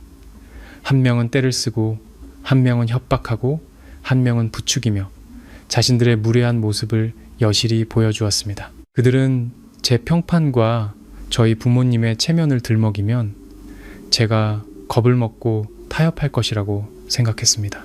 그리고 얌전히 이 집에 남아 그들의 순종적인 며느리로 살아갈 것이라고 믿었죠. 하지만 그들은 저를 너무 몰랐습니다. 저 이서연은 협박에 굴복하는 사람이 아니었습니다. 제 평판은 제가 스스로 쌓아 올린 것이지 남이 만들어준 것이 아니었습니다. 저는 아무 잘못도 하지 않았습니다. 저는 가정폭력의 피해자였습니다. 제가 왜 두려워해야 하나요? 남들의 뒷말이 두려워 이 집에서 준혁 씨에게 맞고 시어머니와 시누이에게 시달리며 사는 것이야말로 제 인생을 망치는 길이고 저희 부모님을 욕되게 하는 일이었습니다. 저는 문 앞을 막아선 준혁 씨와 제 다리를 붙잡고 떼를 쓰는 시어머니, 그리고 옆에서 비웃는 시누이를 보며 깊게 숨을 들이마셨습니다. 그리고 천천히 주머니에서 휴대폰을 꺼냈습니다. 준혁 씨는 제가 휴대폰을 꺼내는 것을 보고 미간을 찌푸리며 소리쳤습니다. 뭐 하는 거야? 누구한테 전화하려고? 똑똑히 들어. 네 부모한테 전화해봤자 소용없어. 그들이 와도 우리한테 사과해야 할 거야. 저는 그를 무시하고 화면을 몇 번 터치해 세 자리 숫자를 찾아 눌렀습니다. 그리고 통화 버튼을 눌렀죠. 전화는 금방 연결되었습니다. 수화기 너머로 경찰관의 차분한 목소리가 들려왔습니다. 네, 112 종합 상황실입니다. 무슨 일이십니까? 저는 휴대폰을 입에 대고 한 글자 한 글자 또렷하게 말했습니다. 경찰관님, 안녕하세요. 신고 좀 하려고요. 여기는 성남시 5호 아파트 5동 5호인데요. 제가 남편에게 가정폭력을 당했습니다. 방금 식탁에서 저를 걷어차서 머리가 찢어졌고 지금은 온 가족이 저를 나가지 못하게 막고 있습니다. 불법 감금이에요. 제 목소리는 매우 컸고 그 자리에 있던 모든 사람 귀에 똑똑히 들렸습니다. 순간 집안은 완벽한 정적에 휩싸였습니다. 시어머니의 울부짖음이 뚝 그쳤고 그녀는 제 다리를 잡고 있던 손을 황급히 놓았습니다. 마치 귀신이라도 본 듯 제 휴대폰을 멍하니 쳐다보았죠. 준혁 씨의 얼굴은 새하얗게 질렸습니다. 그는 믿을 수 없다는 듯 눈을 동그랗게 뜨고 저를 쳐다보았습니다. 그는 아마 제가 정말로 경찰에 신고할 줄은 꿈에도 몰랐을 겁니다. 그들에게 집안 망신은 절대 밖에 알려서는 안 되는 일이었습니다. 부부싸움은 아무리 심하게 싸워도 집안에서 해결해야지 경찰을 부르는 것은 상상도 못할 일이었죠. 하지만 저는 경찰을 불렀습니다. 이 박씨 집안이 새며느리를 어떻게 대하는지, 박준혁이 저에게 어떤 폭력을 휘둘렀는지 세상에 알려야 했습니다. 정신을 차린 준혁 씨가 제게 달려들어 휴대폰을 뺏으려 했습니다. 이서연, 너 미쳤어. 당장 끊어. 빨리 전화 끊으라고. 집안 망신시키는 거 몰라? 온 동네 사람들이 우리 집 구경하게 만들 셈이야? 저는 몸을 돌려 그를 피하고 한 걸음 물러서며 전화기에 대고 계속 말했습니다. 경찰관님, 지금 제 휴대폰을 뺏으려고 해요. 가능한 한 빨리 와주세요. 감사합니다. 말을 마치고 저는 전화를 끊고 휴대폰을 주머니에 다시 넣었습니다. 그리고 허공을 향해 달려들었던 준혁 씨를 차갑게 쳐다보았습니다. 이제 와서 집안 망신을 걱정하나요? 저는 그를 보며 차갑게 비웃었습니다. 나를 걷어찰 때는 집안 망신 생각 안 했어요? 온 가족 앞에서 나를 때려 피를 흘리게 할 때는 집안 망신 생각 안 했냐고요? 당신 어머니가 내 다리를 붙잡고 때를 쓸 때, 당신들이 나를 나가지 못하게 막고 불법 감금을 할 때는 집안 망신 생각 안 했어요? 이미 늦었어요. 시어머니가 바닥에서 일어나 더는 울지도 않고 얼굴 근육을 떨며 저를 향해 손가락질했습니다. 너? 이 미친년. 네가 감히 경찰을 불러? 우리 박씨 집안이 8대에 걸쳐 애군이 꼈나 보다. 너 같은 재수 없는 년을 며느리로 들이다니? 재수 없는 년이라고요? 저는 그녀를 보며 비웃었습니다. 멀쩡한 딸 자식을 당신 아들한테 시집 보냈다가 이틀 만에 얻어맞고 피를 흘렸는데 8대에 걸쳐 애군이 낀 건 우리 집안이죠. 당신들이 나한테 좋게 말하고 나를 막지 않았다면 내가 경찰을 불렀을까요? 준혁 씨는 분노로 온몸을 떨었습니다. 눈에는 핏발이 섰고 주먹을 꽉 쥔 채 저를 노려보았습니다. 손마디가 하얗게 변할 정도였죠. 저는 그가 지금 당장이라도 저를 때리고 싶어 한다는 것을 알 수 있었습니다. 저는 한 걸음 앞으로 다가가 그의 시선을 피하지 않고 제 이마를 그의 얼굴 앞으로 들이밀었습니다. 아직도 피가 흐르는 상처를 가리키며 한 글자 한 글자 힘주어 말했습니다. 왜요? 때리고 싶어요? 때려요. 경찰이 곧 올 테니 지금 나를 한 대만 때리면 가정폭력 증거가 더 확실해지겠네요. 오늘 내 손가락 하나라도 건드리면 당신 며칠간 유치장에서 썩게 만들어줄게요. 제 눈빛은 조금도 흔들리지 않았습니다. 저는 이런 종류의 인간이 강자에게 약하고 약자에게 강하다는 것을 잘 알았습니다. 내가 두려워할수록 그는 더욱 기고만장해질 것이고 내가 그보다 더 강하게 나가면 그는 오히려 아무것도 하지 못할 것이었습니다. 역시나 준혁 씨는 저를 쳐다보며 주먹을 쥐었다 폈다 하다가 결국 저를 때리지 못했습니다. 그는 저를 흔흔하게 째려보며 바닥에 침을 뱉고 욕설을 내뱉었습니다. 미친년. 너 정말 미친년이야. 그렇게 말하고 그는 거실 소파로가 주저앉아 담배에 불을 붙여 맹렬하게 피워댔습니다. 그의 얼굴은 잿빛이었습니다. 시어머니와 시누이도 당황한 기색이 역력했습니다. 그들은 그 자리에 서서 어쩔 줄 몰라하며 놀라움과 분노가 섞인 눈으로 저를 쳐다보았지만 더 이상 저를 맞거나 욕하지는 못했습니다. 시아버지는 식탁에 앉아 굳은 얼굴로 아무 말 없이 담배만 연달아 피웠습니다. 거실은 순식간에 담배 연기로 자욱해졌습니다. 저는 더 이상 그들을 상대하지 않고 침실로 들어가 문을 닫았습니다. 그들 가족의 추한 모습을 문 밖으로 밀어냈습니다. 침실에는 아직 붉은색 시자 스티커가 붙어 있었고 침대에는 붉은색 혼수 이불이 깔려 있었습니다. 화장대에는 우리 두 사람의 결혼 사진이 놓여 있었죠. 사진 속의 저는 준혁 씨에게 기댄 채 세상에서 가장 행복한 미소를 짓고 있었습니다. 지금 그 사진을 보니 너무나도 서글펐습니다. 저는 옷장으로 가 제 여행 가방을 꺼냈습니다. 그리고 제 옷을 하나하나 접어 가방에 넣기 시작했습니다. 제 짐은 많지 않았습니다. 24인치 여행 가방 하나면 충분했죠. 짐을 다 싸고 가방 지퍼를 올릴 때쯤 아파트 아래에서 경찰차 사이렌 소리가 들려왔습니다. 소리는 점점 가까워지더니 우리 아파트동 앞에서 멈췄습니다. 저는 여행 가방을 끌고 침실 문을 열고 나갔습니다. 거실에 있던 박씨 가족은 사이렌 소리를 듣고 얼굴이 더욱 굳어졌습니다. 모두들 안절부절못하며 마치 뜨거운 냄비 위에 개미처럼 보였습니다. 곧 똑똑똑 하는 노크 소리와 함께 경찰관의 목소리가 들렸습니다. 경찰입니다. 신고받고 출동했습니다. 준혁 씨가 마지못해 현관으로 가문을 열었습니다. 문 밖에는 경찰 제복을 입은 남녀 경찰관 2명이 서 있었습니다. 저는 여행 가방을 끌고 현관으로 가 경찰관들에게 말했습니다. 경찰관님, 안녕하세요. 제가 신고했습니다. 남자 경찰관이 고개를 끄덕이며 저를 쳐다보았습니다. 그의 시선은 제 이마의 상처와 옷에 묻은 얼룩에 머물렀습니다. 그는 미간을 찌푸리며 물었습니다. 무슨 일입니까?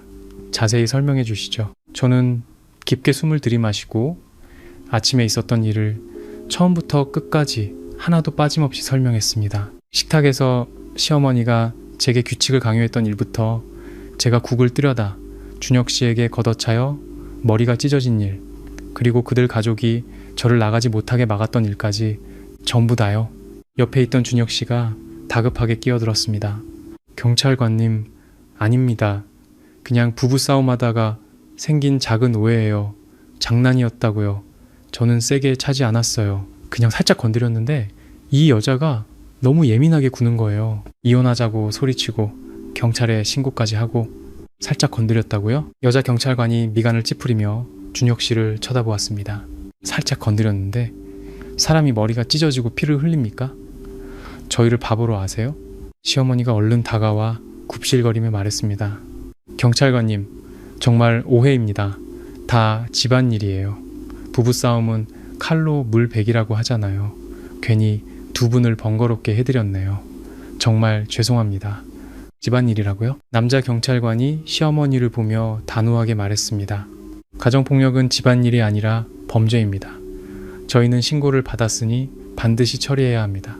지금 모두 경찰서로 가서 진술서를 작성해 주셔야겠습니다. 그렇게 말하고 경찰관은 저를 보며 한결 부드러운 목소리로 물었습니다. 상처가 심해 보이는데 병원에 먼저 가보시겠습니까? 저는 고개를 저었습니다. 감사합니다, 경찰관님. 먼저 경찰서에 가서 진술서부터 작성하겠습니다. 그 후에 병원에 가볼게요. 그렇게 저와 박 씨 가족은 모두 경찰차를 타고 관할 지구대로 가게 되었습니다. 지구대에서 저희는 각자 진술서를 작성했습니다. 저는 있었던 일을 그대로 적고 서명하고 지장을 찍었습니다. 준혁 씨는 처음에는 자기가 살짝 건드렸을 뿐이라며 발뺌했지만 경찰관의 계속된 추궁과 교육 끝에 결국 자기가 저를 걷어찼고 힘을 썼으며 제가 넘어질 것을 알고 있었다고 자백했습니다. 그도 진술서에 서명하고 지장을 찍었죠. 흰 종이 위에 검은 글씨로 그가 가정폭력을 저질렀다는 사실이 명백하게 기록되었습니다. 경찰관은 준혁 씨를 엄하게 꾸짖으며 가정폭력은 범죄이며 다시 이런 일이 발생하면 법에 따라 엄중히 처벌할 것이라고 경고했습니다. 진술서를 다 작성하고 나니 이미 정오가 다 되었습니다. 저는 지구대 문을 나서며 햇살을 온몸으로 받았습니다. 따뜻한 햇살이었죠. 저는 여행 가방을 끌고 지구대 문 앞에 서서 제 뒤를 따라 나오는 박 씨 가족을 쳐다보았습니다. 준혁 씨의 얼굴은 잿빛이었고 시어머니는 계속 무언가를 중얼거렸으며 시누이는 고개를 숙인 채 저를 쳐다보지 못했습니다. 저는 그들에게 더 이상 아무 말도 하지 않고 길가로 가 택시를 잡았습니다. 문을 열고 차에 올라탔죠. 기사님, 이천으로 가주세요. 차는 출발했습니다. 지구대를 떠나 저를 역겹게 했던 그 박씨 집안을 떠났습니다. 창밖으로 빠르게 지나가는 풍경을 보며 저는 마침내 참았던 눈물을 흘렸습니다. 서러워서도 슬퍼서도 아니었습니다. 해방감 때문이었습니다. 저는 마침내 그곳을 떠났습니다. 마침내 그들의 추한 얼굴을 보지 않아도 되게 되었습니다. 앞으로의 길이 순탄치 않을 것이라는 것을 알고 있었습니다. 그들이 쉽게 이혼에 동의하지 않을 것이고 계속해서 저를 괴롭힐 것이라는 것도요. 하지만 저는 두렵지 않았습니다. 저 이서연은 떳떳하고 당당합니다. 잘못한 것이 아무것도 없으니까요. 이 결혼 반드시 끝낼 겁니다. 제 5장, 친정으로의 귀환, 그리고 엇갈린 부모님의 반응. 택시는 이천 저희 동네 입구에 멈췄습니다. 저는 요금을 내고 여행 가방을 끌고 차에서 내렸습니다. 점심때라 동네 사람들은 대부분 집에서 식사 중이었고 길은 한산했습니다. 늙은 암탉 몇 마리가 길가 풀밭에서 모이를 쪼고 있었을 뿐이었죠. 햇살은 따뜻했고 동네 입구의 늙은 느티나무에 부딪혀 얼룩덜룩한 그림자를 만들고 있었습니다. 저는 여행 가방을 끌고 천천히 집으로 향했습니다.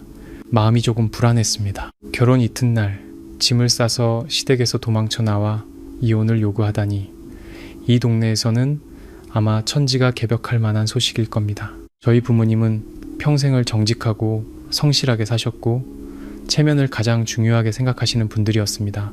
이 사실을 알게 되시면 얼마나 충격을 받으실지 상상이 가지 않았습니다. 하지만 저에게는 갈 곳이 없었습니다. 이곳은 제 집이고 제가 태어나고 자란 곳이며 저의 유일한 안식처였습니다. 집 앞에 다다르니 대문이 살짝 열려 있었고 안에서는 부모님의 목소리와 그릇 부딪히는 소리가 들려왔습니다. 점심 식사 중이신 것 같았죠.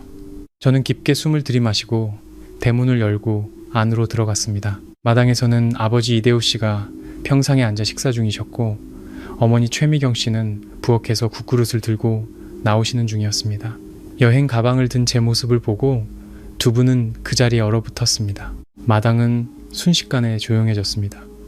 바람이 텃밭의 부추를 스치는 소리만 사각사각 들려왔죠. 가장 먼저 정신을 차린 것은 어머니였습니다. 어머니는 국그릇을 평상에 내려놓고 제게 달려왔습니다. 어머니의 눈에는 걱정이 가득했고 제 이마의 상처와 옷의 얼룩을 보자 얼굴이 하얗게 질렸습니다. 서연아, 이게 어떻게 된 일이니? 결혼 이튿날인데 왜 짐을 싸서 왔어? 머리는 왜 그래? 피가 나잖아. 옷은 또 이게 다 뭐고? 준혁이 그놈이 너한테 손찌검이라도 한 거야? 어머니의 목소리는 다급했고 떨리고 있었습니다. 제 이마를 만져보려다가 아플까봐 손을 허공에 멈춘 채 눈가가 붉어졌습니다. 저는 어머니를 보며 그의 걱정과 안타까움이 가득한 얼굴을 보며 지구대에서도 참았던 눈물을 터뜨리고 말았습니다. 눈물은 쉴 새 없이 흘러내렸습니다. 제가 우는 것을 보고 어머니는 더욱 다급해졌습니다. 저를 품에 안고 등을 토닥이며 말했습니다. 울지 마, 울지 마, 내 딸. 무슨 일인지 엄마한테 다 말해봐. 준혁이 그놈이 너를 괴롭힌 거니? 엄마한테 말해. 엄마가 해결해 줄게. 저는 어머니의 품에 안겨 익숙한 비누 냄새를 맡으며 아침 내내 억눌렀던 서러움과 두려움을 모두 쏟아냈습니다. 저는 어머니를 붙잡고 온몸을 떨며 소리내어 울었습니다. 아버지도 숟가락을 내려놓고 다가왔습니다. 그는 미간을 찌푸린 채 굳은 얼굴로 저를 보며 다그쳤습니다. 도대체 어떻게 된 거야? 말을 해야 알지? 결혼 이튿날에 왜 돌아왔어? 준혁이랑 싸운 거냐? 저는 한참을 울다가 겨우 진정하고 어머니의 품에서 고개를 들었습니다. 눈물을 닦고 아침에 있었던 일을 부모님께 하나도 빠짐없이 말씀드렸습니다. 시어머니가 식탁에서 제게 규칙을 강요했던 일, 제가 국을 뜨려다 준혁 씨에게 걷어차여 머리가 찢어진 일, 그리고 그들 가족이 저를 막아서 경찰을 불렀고 지구대에서 진술서를 작성한 일까지 전부 다요. 제가 말을 마치자 마당은 다시 조용해졌습니다. 어머니의 얼굴은 분노로 굳어 있었고 온몸을 떨고 있었습니다. 어머니는 갑자기 돌아서서 담벼락에 세워져 있던 삽을 집어들었습니다. 그리고 이를 악물고 말했습니다. 이 천벌 받을 놈, 그 박씨 집안 놈들, 내 딸을 곱게 시집 보냈더니 감히 이렇게 짓밟아? 결혼 이튿날에 손찌검을 해? 내가 오늘 그놈들 집에 쳐들어가서 다 부숴버리고 말테다. 준혁이 그놈 다리를 분질러 놓을 거야. 어머니는 삽을 들고 밖으로 나가려 했습니다. 저는 다급하게 어머니를 붙잡았습니다. 엄마, 가지 마세요. 지금 가봤자 소용없어요. 이미 벌어진 일이에요. 우리가 지금 해야 할 일은 그 사람과 이혼하는 거지 싸우는 게 아니에요. 이혼? 그래. 이혼해야지. 반드시 이혼해야 해. 어머니는 삽을 바닥에 내리찍으며 단호하게 말했습니다. 그런 집안하고는 더 이상 엮일 필요 없어. 그런 놈하고는 더 이상 살 필요도 없고. 딸아, 걱정하지 마. 엄마가 네 편이야. 하늘이 무너져도 엄마가 막아줄게.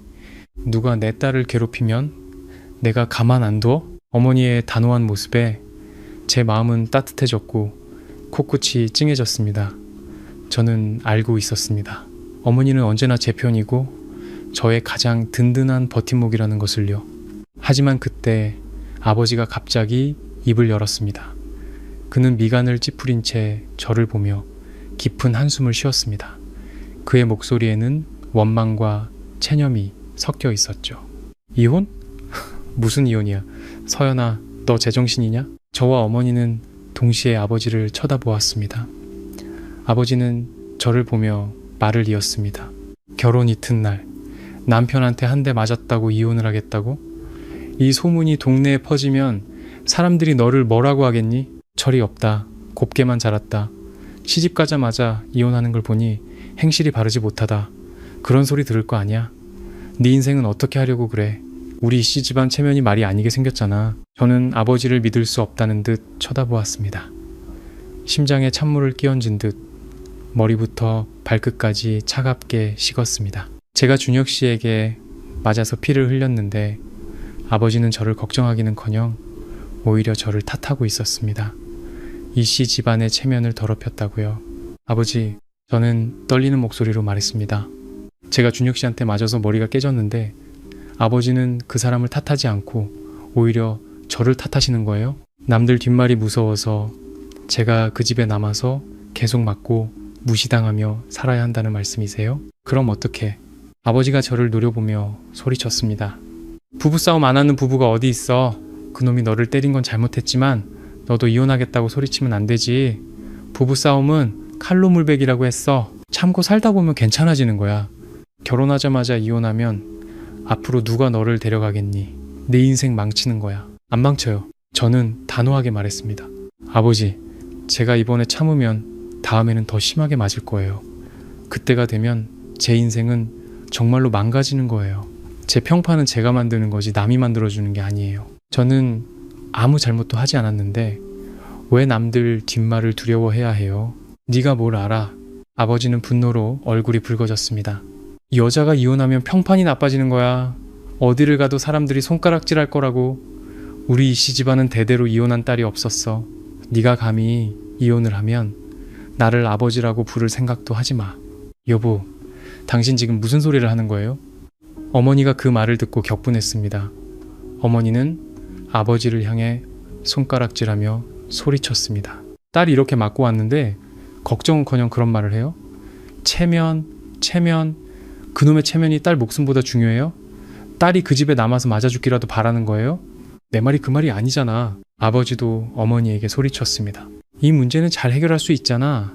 준혁이 그놈이 와서 사과하고 앞으로 잘 살면 되는 거 아니야. 굳이 이혼까지 해야겠냐고. 이혼하면 서연이는 앞으로 어떻게 살라고? 어떻게 살긴요. 그 쓰레기 같은 놈이랑 헤어지면 우리 딸은 어떻게든 잘 살 수 있어요. 어머니는 제 앞을 막아서며 아버지에게 소리쳤습니다. 이대호 씨, 똑똑히 들어요. 이건 내 딸 문제예요. 이혼해야 한다면 반드시 해야 해요. 누가 막으면 나도 가만 안 있을 거예요. 당신이라도 예외는 없어요. 아버지는 어머니를 쳐다보며 분노로 온몸을 떨었지만 더 이상 아무 말도 하지 못했습니다. 아버지는 평생 어머니에게 꼼짝 못하고 살았거든요. 어머니가 정말로 화를 내면 아버지는 감히 대들지 못했습니다. 아버지는 깊은 한숨을 쉬고 평상에 주저앉아 담배에 불을 붙였습니다. 그리고 더 이상 아무 말도 하지 않았습니다. 어머니는 제 손을 잡고 제 이마의 상처를 보며 눈물을 흘렸습니다. 딸아, 가자. 동네 보건소에 가서 상처 소독하고 읍내 병원에 가서 검사도 받아보자. 후유증이 남으면 안 되니까. 나머지 일은 엄마가 있으니 아무 걱정하지 마. 저는 어머니를 보며 고개를 끄덕였습니다. 눈물이 다시 흘러내렸습니다. 다행이었습니다. 저에게는 어머니가 있었습니다. 제 편이 되어주고 저를 걱정해주는 사람이 있었습니다. 그날 오후 어머니는 저를 데리고 읍내 병원에 가 종합검사를 받게 했습니다. 의사는 허리는 타박상, 이마는 찰과상, 팔은 가벼운 화상이라며 큰 문제는 없으니 약을 잘 바르고 푹 쉬라고 했습니다. 저는 병원에서 받은 진단서를 소중히 챙겼습니다. 이것은 증거였습니다. 준혁 씨가 가정폭력을 저질렀다는 증거이자 제가 이혼할 수 있는 힘이었습니다. 병원에서 돌아오니 이미 해가 져 어두워졌습니다. 아버지는 여전히 마당에서 담배만 피우고 있었고 저에게 한마디도 하지 않았습니다. 저는 아버지가 아직 이 상황을 받아들이지 못하고 제가 이혼하려는 것을 못마땅해 한다는 것을 알고 있었습니다. 하지만 저는 후회하지 않았습니다. 아버지가 저를 이해하지 못하고 온 동네 사람들이 저를 험담해도 저는 후회하지 않을 겁니다. 저는 제 평생의 행복을 그깟 좋은 평판과 바꿀 수 없었습니다. 제육장, 가증스러운 사죄, 그리고 시작된 연극. 제가 친정에 돌아온 다음 날 동이 트기도 전이었습니다. 밖에서 대문을 두드리는 소리와 함께 아버지를 부르는 목소리가 들려왔습니다. 저는 막 잠에서 깨 침대에 누워 그 소리를 들으며 심장이 쿵 하고 내려앉았습니다. 박씨 집안 사람들이 온 것이었습니다. 아니나 다를까 잠시 후 어머니가 제 방문을 열고 들어와 말했습니다. 서연아, 박씨 집안 사람들이 왔다. 준혁이랑 시부모, 시누이까지 다 왔어. 선물 꾸러미를 잔뜩 들고 문 앞에 서 있네. 저는 몸을 일으키고 고개를 끄덕이며 차분하게 말했습니다. 알고 있었어요. 엄마, 그 사람들 들어오지 못하게 해주세요. 만나고 싶지 않아요. 안 만난다고? 어머니가 잠시 멈칫했습니다. 문 앞까지 찾아왔는데 안 만나는 것도 좀 그렇지 않니? 이 기회에 내가 그놈들한테 똑똑히 따져야겠다. 왜 내 딸을 이렇게 만들었는지. 엄마, 그럴 필요 없어요. 저는 고개를 저었습니다. 저는 이미 이혼하기로 마음 먹었어요. 그 사람들과 더 이상 할 말도 없고요. 그 사람들이 오늘 온 건 따지러 온 게 아니라 가식적인 사과를 하고 저를 다시 데려가려고 온 걸 거예요. 제가 그들을 만나면 오히려 말이 더 복잡해질 거예요. 그냥 제가 만나고 싶지 않다고 할 말 있으면 법원에서 하자고 전해주세요. 어머니는 저를 쳐다보더니 잠시 생각하다가 고개를 끄덕였습니다. 알겠다, 내 딸. 엄마가 네 말대로 할게. 네가 보기 싫으면 안 보는 거지. 엄마가 가서 돌려보낼게. 어머니는 그렇게 말하고 방을 나가 문을 닫았습니다. 저는 침대에 누워 밖에서 들려오는 소리에 귀를 기울였습니다. 대문이 열리고 시어머니의 목소리가 들려왔습니다. 그 목소리는 너무나도 상냥하고 예의 발랐습니다. 그날 그 집에서 때를 쓰던 모습과는 전혀 다른 사람이었죠. 사돈어른, 사부인, 저희가 서연이 보러 왔습니다. 정말 죄송합니다. 저희가 아들 교육을 잘못 시켜서 서연이가 고생을 했어요. 오늘 저희가 서연이한테 사죄하러 왔습니다. 이어서 준혁 씨의 목소리가 들려왔습니다. 울먹이는 목소리였고 너무나도 진심 어린 후회하는 듯한 목소리였습니다. 장인어른, 장모님, 죄송합니다. 제가 잘못했습니다. 제가 사람이 아니었습니다. 제가 서연이를 걷어차다니 제가 미쳤었나 봅니다. 제가 오늘 서연이한테 사과하고 용서를 구하러 왔습니다. 아버지의 목소리가 들려왔습니다. 망설이는 듯한, 예의를 차리는 듯한 목소리였죠. 오셨습니까? 일단 들어오시죠. 아닙니다, 사돈어른. 저희는 들어갈 자격도 없습니다. 시어머니의 목소리가 들려왔습니다. 저희는 오늘 서연이한테 사죄하러 온 겁니다. 서연이는 어디 있습니까? 저희가 서연이 얼굴을 보고 직접 사과하고 싶습니다. 어머니의 목소리가 들려왔습니다. 차갑고 조금의 예의도 없는 목소리였죠. 됐습니다. 서연이는 당신들 보고 싶지 않다고 합니다. 당신 내 아들한테 맞아서 머리가 깨지고 허리도 아파서 지금 침대에 누워 있어요. 당신들 볼 낯이 없답니다. 사부인, 저희가 잘못했습니다. 정말로 잘못했습니다. 시어머니의 목소리는 금세 울먹임으로 변했습니다. 너무나도 억울한 듯한 목소리였죠. 다 제 탓입니다. 제가 그날 아침에 괜히 서연이한테 규칙이니 뭐니 해서 우리 준혁이 심기를 건드렸나 봅니다. 그래서 서연이랑 싸우게 된 거예요. 제가 사죄하겠습니다. 사부인, 너그러운 마음으로 저희를 용서해 주세요. 그리고 쿵 하는 소리가 들렸습니다. 누군가 무릎을 꿇는 소리 같았죠. 이어서 준혁 씨의 울먹이는 목소리가 들려왔습니다. 장모님, 장인어른, 제가 잘못했습니다. 제가 사람이 아니었습니다. 제가 그날 아침에 미쳤었나 봅니다. 서연이가 저한테 말도 없이 일어서는 걸 보고 제 체면이 깎였다고 생각해서 순간적으로 욱해서 걷어찼습니다. 정말 고의가 아니었습니다. 지금은 후회돼서 죽고 싶을 지경입니다. 제 자신을 몇 대라도 걷어차고 싶습니다. 장모님, 장인어른, 저는 서연이를 진심으로 사랑합니다. 저희가 얼마나 힘들게 결혼했습니까? 저는 서연이 없이는 살 수 없습니다. 제발 서연이를 설득해서 저를 한 번만 용서해달라고 전해주세요. 제가 맹세합니다. 앞으로는 절대 이런 일이 없을 겁니다. 제가 앞으로 서연이한테 정말 잘하겠습니다. 손에 물 한 방울 안 묻히고 살게 하겠습니다. 동쪽으로 가라면 동쪽으로 가고 서쪽으로 가라면 서쪽으로 가겠습니다. 제가 다시 서연이 손가락 하나라도 건드리면 하늘이 저를 벌하고 벼락을 맞아 죽어도 좋습니다. 그의 말은 너무나도 진심 어렸고 맹세는 절절했습니다. 모르는 사람이 들으면 그가 얼마나 진심으로 후회하고 있는지 믿을 수밖에 없었을 겁니다. 다른 여자였다면 아마 마음이 약해져 그를 용서했을지도 모릅니다. 하지만 저는 아니었습니다. 저는 그를 너무나도 잘 알았습니다. 결혼 전 그는 바로 이런 진심 어린 모습으로 저를 속였습니다. 그리고 지금 그는 또다시 이런 가식적인 참회로 저를 다시 데려가려 하고 있었습니다.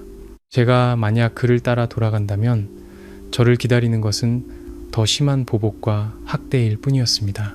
오늘 그가 저희 부모님 앞에서 무릎을 꿇고 사과했다면 집에 돌아가서는 제가 자기 체면을 깎았다는 이유로 저를 몇 번이고 더 걷어찰 것이었습니다. 이런 사람의 말은 한 글자도 믿어서는 안 됐습니다. 마당에서 아버지의 목소리가 부드러워졌습니다. 준혁군, 결혼 이튿날에 어떻게 서연이를 때릴 수가 있나? 서연이가 맞은 걸 보니 우리도 마음이 아프네. 네, 장인어른 말씀이 다 맞습니다. 다 제 잘못입니다. 제가 미쳤었습니다. 준혁 씨가 아버지의 말에 즉시 동조했습니다. 제가 앞으로는 절대 안 그러겠습니다. 제발 서연이를 설득해서 저랑 같이 집에 가게 해주세요. 결혼 이튿날에 신부가 친정으로 돌아가면 보기에도 좋지 않잖아요. 그 말을 듣고 저는 속으로 비웃었습니다. 역시나 그가 신경 쓰는 것은 자신의 체면, 남들이 어떻게 보느냐 하는 것 뿐이었습니다. 진심으로 자신의 잘못을 뉘우치는 것이 아니었죠. 그때 어머니의 목소리가 들려왔습니다. 여전히 차갑고 분노에 찬 목소리였죠. 박서방, 여기서 연기하지 말게. 지금 와서 잘못했다고? 자네가 내 딸을 걷어찰 때는 이런 날이 올 줄 몰랐나? 자네가 자네 부모, 동생 앞에서 내 딸을 때려 피를 흘리게 할 때는 후회할 생각은 안 했나? 여기서 맹세니 뭐니 하지 말게. 우리는 그런 거 안 믿네. 자네가 앞으로 잘하겠다고? 개벌은 난 못 주네. 한 번 한 놈은 두 번도 하네. 우리 서연이는 그런 위험을 감수할 필요 없어. 그리고 보기 좋고 나쁘고 따지지 말게. 내 딸 목숨이 그깟 체면보다 훨씬 중요해. 이 결혼 반드시 끝낼 걸세. 그러니 여기서 헛수고 하지 말고 자네들 물건 챙겨서 돌아가게. 이혼에 대해 할 말 있으면 변호사 통해서 하게. 더 이상 할 말 없네. 시어머니는 어머니의 말을 듣고 다급하게 소리쳤습니다. 사부인, 그러지 마세요. 애들끼리 작은 오해로 싸운 건데 어떻게 이혼까지 해요? 10번 저를 부수는 것보다 한 번 결혼을 지키는 게 낫다고 했잖아요. 우리 준혁이한테 한 번만 기회를 주세요. 기회요? 어머니가 비웃었습니다. 내가 당신 내한테 기회를 주면 누가 내 딸한테 기회를 줍니까? 내 딸이 당신 내 집으로 돌아갔다가 또 당신 내 아들한테 맞으면 누가 책임질 겁니까? 당신이 책임질 수 있어요? 시어머니는 어머니의 말에 아무 대꾸도 하지 못했습니다. 준혁 씨는 포기하지 않고 계속 말했습니다. 장모님, 제가 지금 장모님 화나신 거, 저를 안 믿으시는 거 다 압니다.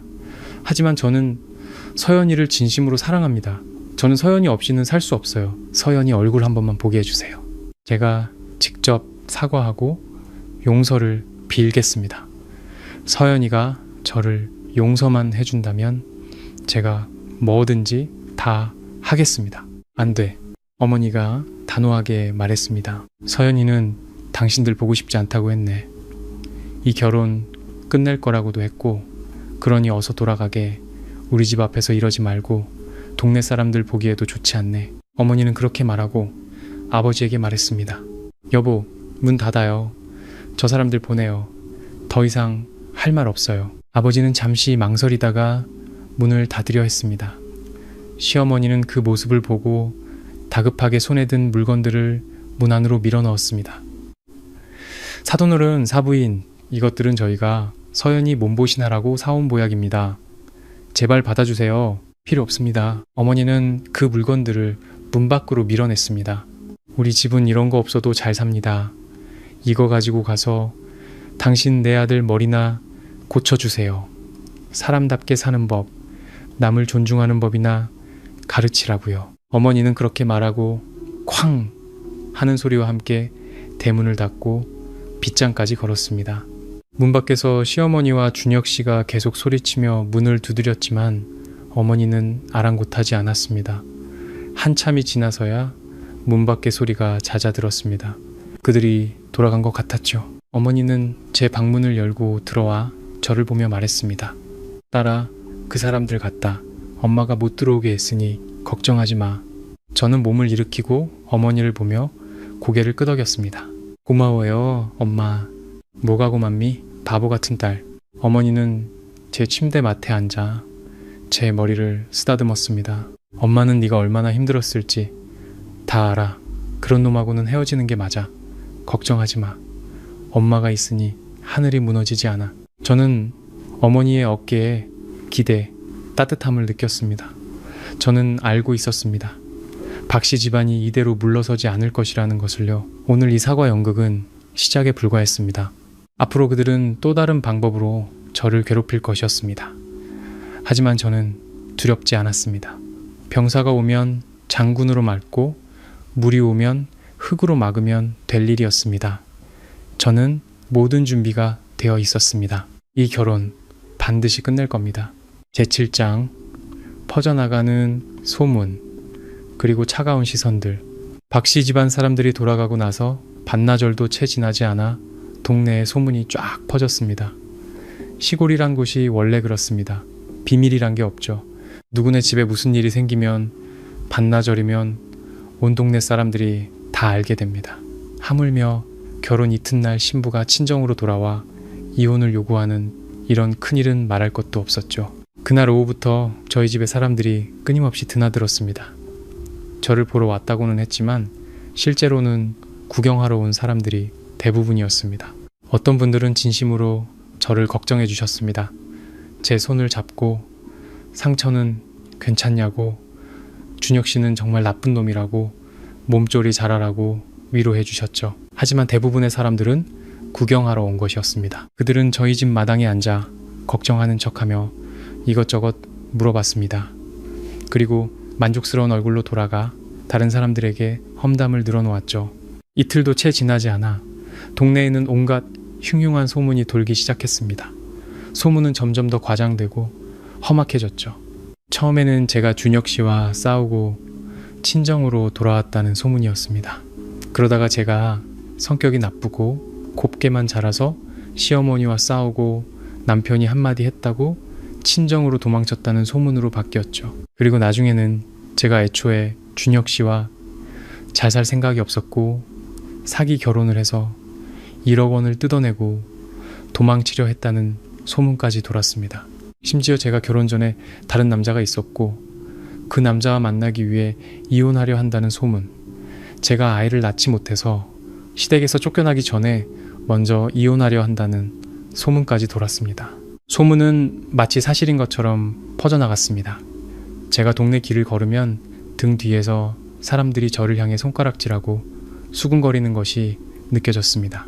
제가 고개를 돌리면 그들은 입을 다물고 아무 일 없는 척 했지만 그들의 눈에는 경멸과 호기심이 가득했습니다. 아버지는 이 일 때문에 원래도 마음이 불편했는데 동네의 흉흉한 소문까지 돈이 고개를 들고 다니지 못할 지경이 되었습니다. 아버지는 매일 집에만 틀어박혀 밭에도 나가지 않고 동네 사람들도 만나지 않았습니다. 마당에 앉아 담배만 연달아 피우며 얼굴은 날이 갈수록 어두워졌습니다. 저를 보는 눈빛도 점점 더 불만스럽고 화가 난 것처럼 보였죠. 그날 저녁 식사 때 아버지는 마침내 참지 못하고 숟가락을 식탁에 내리치며 저에게 소리쳤습니다. 이서연, 너 봐라! 지금 동네에 무슨 소문이 도는지. 사람들이 우리 이씨 집안 등 뒤에서 손가락질하고 사기 결혼한 딸을 키웠다고, 행실이 바르지 못하다고 욕하고 있잖아. 내 체면이 말이 아니게 생겼잖아. 저는 숟가락을 쥔 손에 힘을 주며 아버지를 쳐다보았습니다. 아버지, 그거 다 헛소문이에요. 저는 사기 결혼하지 않았어요. 저는 아무 잘못도 하지 않았어요. 준혁 씨가 저를 때려서 그래서 이혼하려는 거예요. 헛소문이라고? 온 동네 사람들이 다 믿고 있는데. 아버지는 분노로 얼굴이 붉어졌습니다. 사람들은 누가 옳고 그른지 관심 없어. 그저 네가 결혼 이튿날 친정으로 돌아와 이혼을 요구했다는 것만 알 뿐이야. 우리 집 딸이 철이 없다고, 그렇게만 생각한다고. 내가 앞으로 동네에서 어떻게 고개를 들고 다니란 말이야? 고개는 자신을 위해 드는 거지 남들 보라고 드는 게 아니잖아요. 저도 목소리가 커졌습니다. 아버지, 남들 뒷말이 무서워서 제가 그 집에 돌아가서 가정폭력 당하는 남자랑 살아야 한다는 말씀이세요?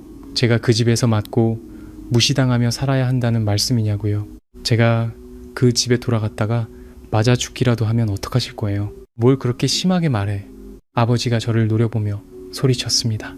그놈이 너를 한번 걷어찼다고 해서 뭘 그렇게까지 생각해? 그놈도 잘못했다고 사과하러 왔잖아. 다시는 안 그러겠다고 맹세까지 해. 너는 그놈한테 기회를 한번 줄 수도 없는 거냐. 네가 그 집에 돌아가서 잘 살면 헛소문은 자연히 사라질 거야. 네가 굳이 이혼을 하겠다고 하니까 헛소문이 더 심해지는 거 아니야. 안 돌아가요. 저는 단호하게 말했습니다. 아버지, 제가 평생 남들 뒷말을 듣고 살아도 그 집에 돌아가지는 않을 거예요. 저는 평생 결혼하지 않고 혼자 살더라도 가정폭력 당하는 남자랑은 살 수 없어요. 너 정말 나를 화나게 할래? 아버지는 분노로 온몸을 떨며 벌떡 일어나 저를 때리려는 듯 손을 들었습니다. 이대호 씨, 당신 미쳤어요. 어머니가 벌떡 일어나 아버지의 손목을 붙잡았습니다. 당신 오늘 내 딸 손가락 하나라도 건드리면 나도 가만 안 있을 줄 알아요? 딸이 이렇게 큰일을 당했는데 걱정은커녕 때리려고 해요? 당신 정말 사람 맞아요? 나도 다 서연이를 위해서 하는 말이잖아. 아버지가 소리쳤습니다. 저렇게 고집을 부리면 제 인생만 망치는 거라고. 안 망쳐요. 어머니가 소리쳤습니다. 우리 딸은 멀쩡해요. 일도 잘하고 돈도 잘 벌고 그 쓰레기 같은 놈이랑 헤어지면 더 잘 살 수 있어요. 당신은 그깟 체면 때문에 딸 걱정은 하나도 안 하잖아요. 당신이 한 번만 더 서연이를 핍박하면 내가 당신이랑 이혼하고 딸 데리고 살 거예요. 아버지는 어머니를 쳐다보며 분노로 온몸을 떨었지만 결국 손을 내렸습니다. 아버지는 깊은 한숨을 쉬고 의자에 주저앉아 얼굴을 감싸고 울기 시작했습니다. 내가 평생을 정직하게 남한테 싫은 소리 한번 안 듣고 살았는데 이제 와서 온 동네 사람들한테 손가락질 당하고 비웃음 당하게 생겼으니 내가 정말 속상해서 죽겠다. 아버지가 우는 것을 보니 제 마음도 아팠습니다. 저는 아버지가 저를 사랑하지 않는 것이 아니라는 것을 알고 있었습니다. 아버지는 그저 너무 정직하고 체면을 중시하며 남들의 시선을 너무 의식하는 분이었습니다. 아버지는 평생을 남들의 평가 속에서 살아왔고 좋은 평판이 없으면 살 수 없다고 생각하는 분이었습니다. 하지만 저는 달랐습니다. 저는 사람이 자신을 위해 사는 것이지 남을 위해 사는 것이 아니라고 생각했습니다. 인생은 남들 보라고 사는 것이 아니었습니다. 제가 편안하고 행복하게 살면 남들이 뭐라고 하든 상관없었습니다. 저는 일어나 아버지에게 다가가 그의 어깨를 토닥이며 말했습니다. 아버지, 죄송해요. 저 때문에 고생이 많으시네요. 하지만 저는 정말 돌아갈 수 없어요. 제가 그 집에 돌아가서 불행하게 살고 매일 맞고 살면 아버지는 더 속상하실 거예요. 걱정하지 마세요. 헛소문은 언젠가 사라질 거예요. 제가 모든 사람들에게 보여줄게요. 제가 잘못하지 않았다는 거, 제가 준혁 씨랑 헤어진 것이 옳은 선택이었다는 거요. 아버지는 고개를 들어 붉어진 눈으로 저를 쳐다보았습니다. 그리고 깊은 한숨을 쉬고 방으로 들어가 문을 닫았습니다. 식탁에는 저와 어머니만 남았습니다. 어머니는 제 손을 잡고 안타까운 눈으로 저를 쳐다보았습니다. 딸아, 마음에 담아두지 마. 네 아버지는 그냥 생각이 짧아서 그런 거야. 시간이 지나면 괜찮아질 거야. 동네 사람들이 뭐라고 하든 신경 쓰지 마. 입은 그들한테 달렸으니 뭐라고 하든 내버려둬. 우리는 떳떳하니 두려울 거 없어. 저는 고개를 끄덕이고 어머니를 보며 웃었습니다. 엄마, 저 괜찮아요. 남들 뒷말 때문에 흔들리지 않을 거예요. 이 결혼 반드시 끝낼 거예요. 저는 괜찮다고 말했지만 마음은 아팠습니다. 험담은 바늘처럼 제 마음을 찔렀습니다. 저는 피해자인데, 가정폭력을 당한 사람인데 왜 제가 잘못한 것처럼 손가락질 당해야 하는 걸까요? 하지만 저는 물러설 수 없었습니다. 제가 지금 물러서서 준혁 씨와 다시 산다면 사람들은 역시 제가 철이 없었다고, 역시 제가 잘못했다고 말할 것이었습니다. 저는 꿋꿋이 버텨 이혼하고 더 잘 사는 모습을 보여줘야 했습니다.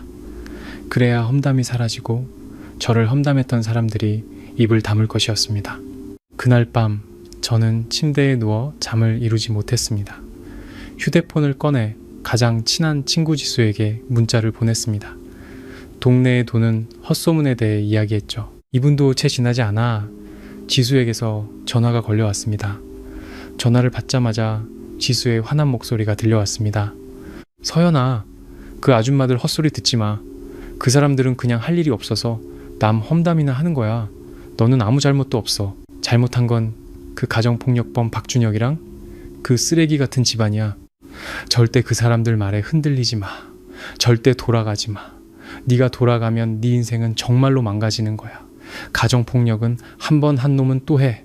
절대 용서하면 안 돼. 걱정하지 마. 내가 네 편이야. 누가 너 험담하면 내가 가서 그 입을 찢어버릴 테니까. 지수의 말을 듣고 제 마음은 따뜻해졌고 코끝이 찡해졌습니다. 모든 사람들이 저에게 참고 살라고 저를 험담할 때 어머니와 지수는 제 편에 서서 저를 믿고 지지해 주었습니다. 그것만으로도 충분했습니다. 저는 깊게 숨을 들이마시고 전화기에 대고 말했습니다.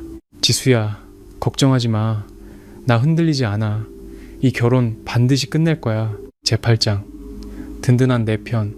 흔들리지 않는 마음. 다음날 아침 일찍 지수는 자신의 작은 트럭을 몰고 시내에서 저희 집까지 달려왔습니다. 그녀는 차에서 내리자마자 과일과 보약이 든 큰 봉투를 들고 씩씩하게 마당으로 들어왔습니다.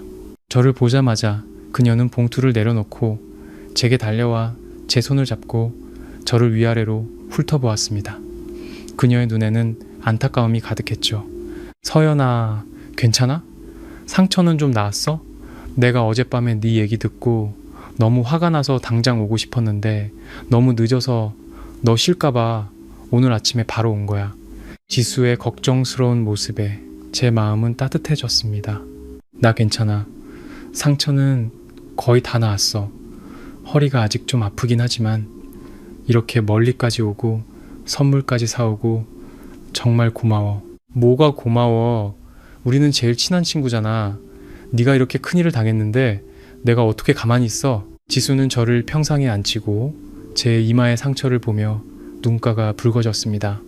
그 천벌받을 박준혁. 정말 짐승만도 못한 놈이야. 결혼 이튿날에 너를 때리다니. 내가 처음부터 말했잖아. 그 놈은 아니라고. 너무 뺀질거려서 진득하게 살 사람이 아니라고. 너는 내 말을 안 듣고 굳이 그 놈이랑 결혼하더니 이제 그 놈 본색이 드러난 거지. 저는 고개를 숙이고 멋쩍게 말했습니다. 내가 눈이 멀었었어. 그 놈한테 속았어. 네가 처음부터 말해줬는데 나는 네가 너무 예민하게 생각한다고 그 사람 편을 들었었지. 지금 생각하면 정말 후회돼. 후회는 무슨. 지금이라도 정신 차렸으니 다행이지. 지수가 제 손을 토닥이며 단호하게 말했습니다. 네가 결혼하자마자 그놈 본색을 알게 돼서 참지 않고 바로 돌아와서 정말 다행이야. 만약 2일, 2년 지나서 애까지 낳고 그놈이 그런 놈이라는 걸 알았으면 그때는 정말 돌이킬 수 없었을 거야. 저는 고개를 끄덕였습니다. 정말 다행이야. 내가 일찍 알게 돼서 참지 않아서. 그래, 네가 이혼하겠다고 했는데 그놈이 동의했어? 지수가 저를 쳐다보며 물었습니다. 저는 고개를 저었습니다. 아니, 동의 안 해. 그놈이랑 그 부모가 와서 사과하고 돌아오라고 빌었어. 나는 안 만났고. 그랬더니 이제는 동네에 내가 사기 결혼했다고 헛소문을 퍼뜨리고 있어. 나를 압박해서 돌아오게 하려는 거지. 돼, 미친놈. 지수가 바닥에 침을 뱉으며 소리쳤습니다. 사기, 결혼? 지가 뭔데. 우리 서연이 같은 멀쩡한 아가씨가 시집가 준 것만으로도 8대에 걸쳐 복을 받은 줄 알아야지. 감히 가정폭력을 저지르고 적반하장으로 헛소문을 퍼뜨려? 정말 뻔뻔한 놈들이네. 서연아, 절대 마음 약해지면 안 돼. 절대 그 사람들 말에 흔들리면 안 돼. 가정폭력은 한 번 한 놈은 또 해. 절대 용서하면 안 돼. 반드시 이혼해야 해. 알아.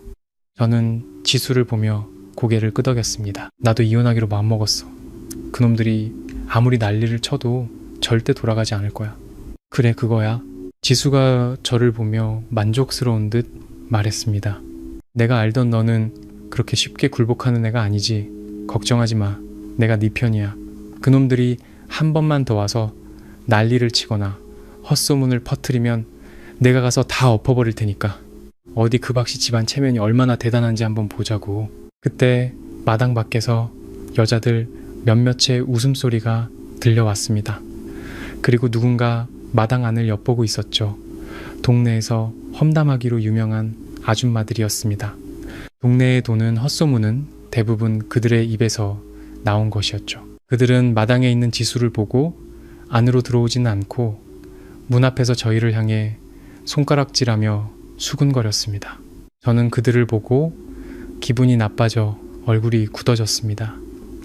지수도 그들을 보고 화가 머리끝까지 치밀었습니다. 그녀는 벌떡 일어나 대문으로 가 그들을 쳐다보며 차갑게 말했습니다. 아줌마들, 남의 집 문 앞에서 뭐 하세요? 구경하러 오셨어요? 험담하러 오셨어요? 할 말 있으면 들어와서 하세요. 문 앞에서 도둑처럼 굴지 말고요. 아줌마들은 지수의 말에 얼굴이 굳어졌습니다. 그중 한 명, 동네에서 험담하기로 유명한 아줌마가 지수를 쳐다보며 빈정거렸습니다. 너는 누구야? 우리가 여기서 뭘 하든 네가 무슨 상관이야? 나는 서연이 제일 친한 친구예요. 서연이 일은 곧 내일이죠. 지수가 팔짱을 낀 채 그녀를 쳐다보며 비웃었습니다. 아줌마들이 여기서 뭐 하는지 내가 모를 줄 알아요? 서연이 험담하러 온 거 아니에요? 왜요? 우리 앞에서는 못하겠어요? 뒤에서만 몰래 해야 해요? 우리가 뭘 했다고? 아줌마가 소리쳤습니다. 지들이 결혼 이튿날에 친정으로 돌아와서 이혼하겠다고 난리인데 말도 못해? 여자가 결혼하자마자 이혼하겠다고 하는 게 제정신이야? 닥쳐! 지수가 소리쳤습니다. 뭘 한다고 짓거려? 서연이는 그 가정폭력범 박준혁한테 맞아서 머리가 깨져서 친정으로 돌아온 거야. 서연이는 피해자라고. 당신들은 그 가정폭력범은 욕하지 않고 오히려 피해자를 욕하고 험담하고 있어? 양심도 없어요? 무슨 가정폭력이야? 지가 규칙도 모르고 까불다가 남편한테 한 소리 들은 거겠지? 아줌마가 계속 우겼습니다. 한 소리? 발로 걷어차서 머리가 깨지게 하는 게 한 소리야? 그건 가정폭력이고 범죄야. 지수가 그녀를 쳐다보며 목소리를 높였습니다. 똑똑히 들어. 한 번만 더 헛소문을 퍼뜨리고 서연이를 모욕하면 우리도 가만 안 있을 거야. 명예훼손으로 경찰에 신고해서 경찰이 당신을 잡아가게 할 테니까 그때가 되면 말이 얼마나 무서운지 알게 될 거야. 그리고 당신들도 마찬가지야. 지수는 다른 아줌마들을 쳐다보며 소리쳤습니다. 당신들도 한 번만 더 서연이 험담하면 다 같이 고소할 거야. 누구 하나 빠져나갈 생각하지 마. 어디 당신들 입이 센지 법이 센지 한번 해보자고. 아줌마들은 지수의 말에 얼굴이 하얗게 질렸습니다. 그들은 그저 험담을 했을 뿐인데 정말로 경찰에 잡혀갈 줄은 몰랐을 겁니다. 그들은 더 이상 아무 말도 하지 못하고 서로 눈치만 보다가 잿빛 얼굴로 도망치듯 사라졌습니다. 지수는 그들이 멀어지는 것을 보고 대문을 닫고 돌아와 저를 보며 의기양양하게 말했습니다. 어때? 저런 사람들은 강하게 나가야 해. 약하게 보이면 더 괴롭힌다고. 강하게 나가면 바로 꼬리 내리잖아. 저는 지수를 보며 고맙기도 하고 웃기기도 했습니다. 너는 여전히 성격이 불같네. 정말 고마워. 네가 아니었으면 저 사람들이 문 앞에서 얼마나 더 떠들었을지 몰라. 뭐가 고마워. 우리는 제일 친한 친구잖아. 내가 너를 안 도와주면 누구를 도와줘. 지수가 제 손을 잡으며 말했습니다. 서연아, 앞으로 누가 너한테 험담하면 바로 받아쳐. 참지 마. 너는 아무 잘못도 없으니 두려워할 필요 없어. 저런 사람들은 약하게 보이면 더 괴롭힌다고. 저는 고개를 끄덕였습니다. 지수의 말이 맞았습니다. 저는 지금까지 남들과 다투기 싫어서 험담을 들어도 피하기만 했습니다. 하지만 이제는 알았습니다. 피한다고 해결되는 것이 아니라는 것을요. 피할수록 사람들은 제가 잘못했다고 생각하고 더 괴롭힐 것이었습니다. 그래, 서연아, 앞으로 어떻게 할 거야? 박준혁이 쉽게 이혼에 동의하지 않을 텐데. 생각해둔 방법 있어? 지수가 저를 쳐다보며 진지하게 물었습니다.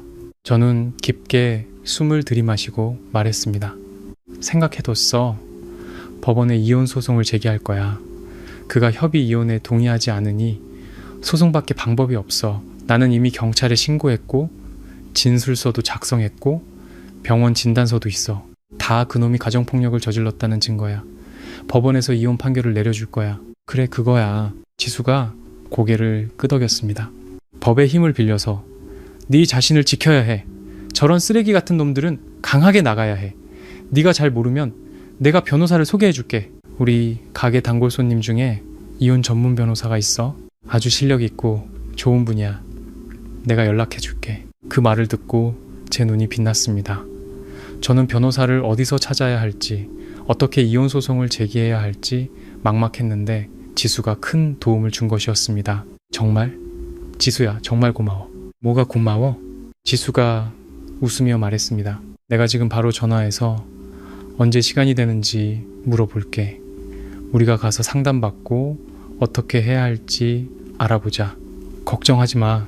전문 변호사가 도와주면 이혼은 문제 없을 거야. 지수는 그렇게 말하고 휴대폰을 꺼내 변호사에게 전화를 걸었습니다. 저는 지수가 저를 위해 애쓰는 모습을 보며 마음이 따뜻해졌고 코끝이 찡해졌습니다.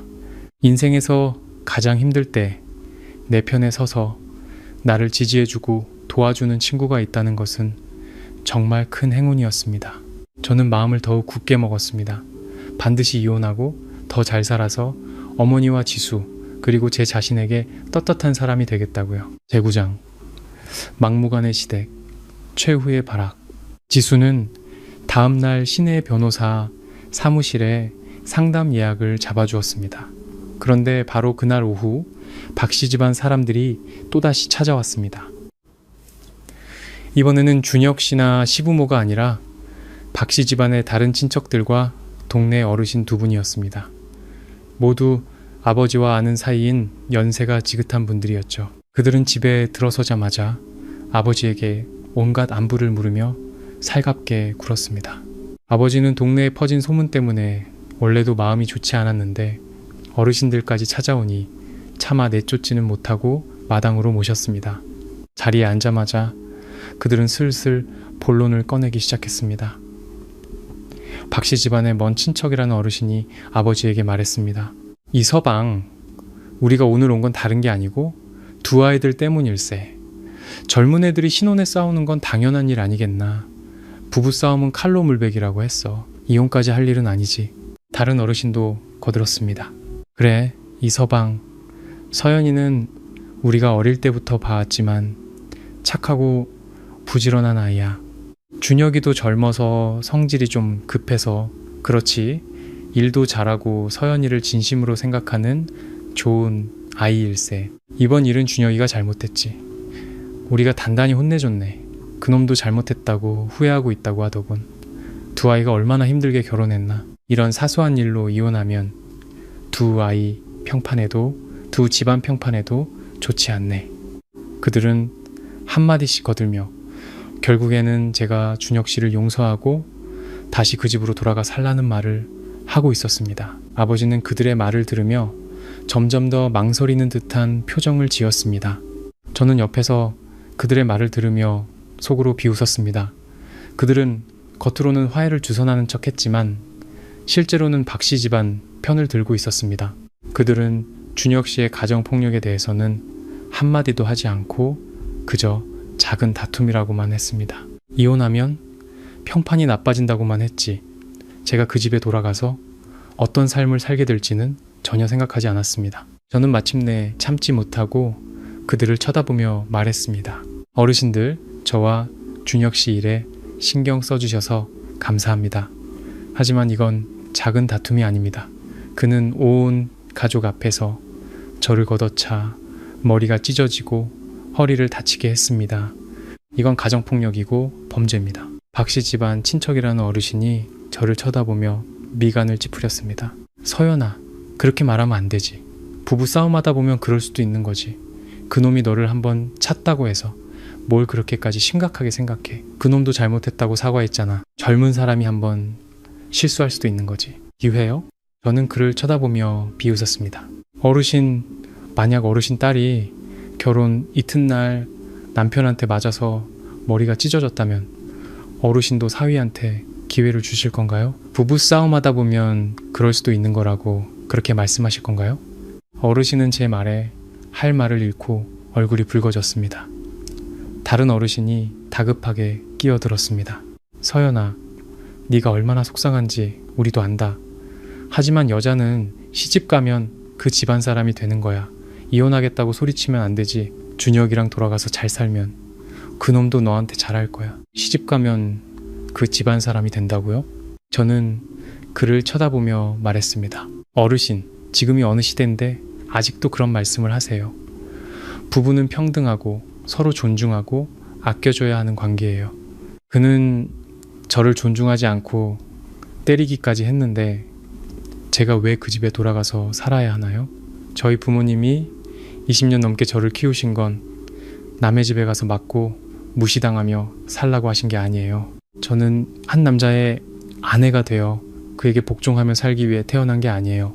저는 행복하게 살고 싶고 그러려면 그 남자가 그럴 만한 가치가 있어야 해요. 박준혁은 그럴 가치가 없는 사람이에요. 제 말은 단호했고 조금의 망설임도 없었습니다. 어르신들은 제 말에 아무 대꾸도 하지 못하고 서로 눈치만 보다가 결국 한숨을 쉬며 자리에서 일어났습니다. 됐어. 젊은 애들 일은 우리가 상관할 바가 아니네. 너희들이 알아서 해라. 그들은 그렇게 말하고 잿빛 얼굴로 돌아갔습니다.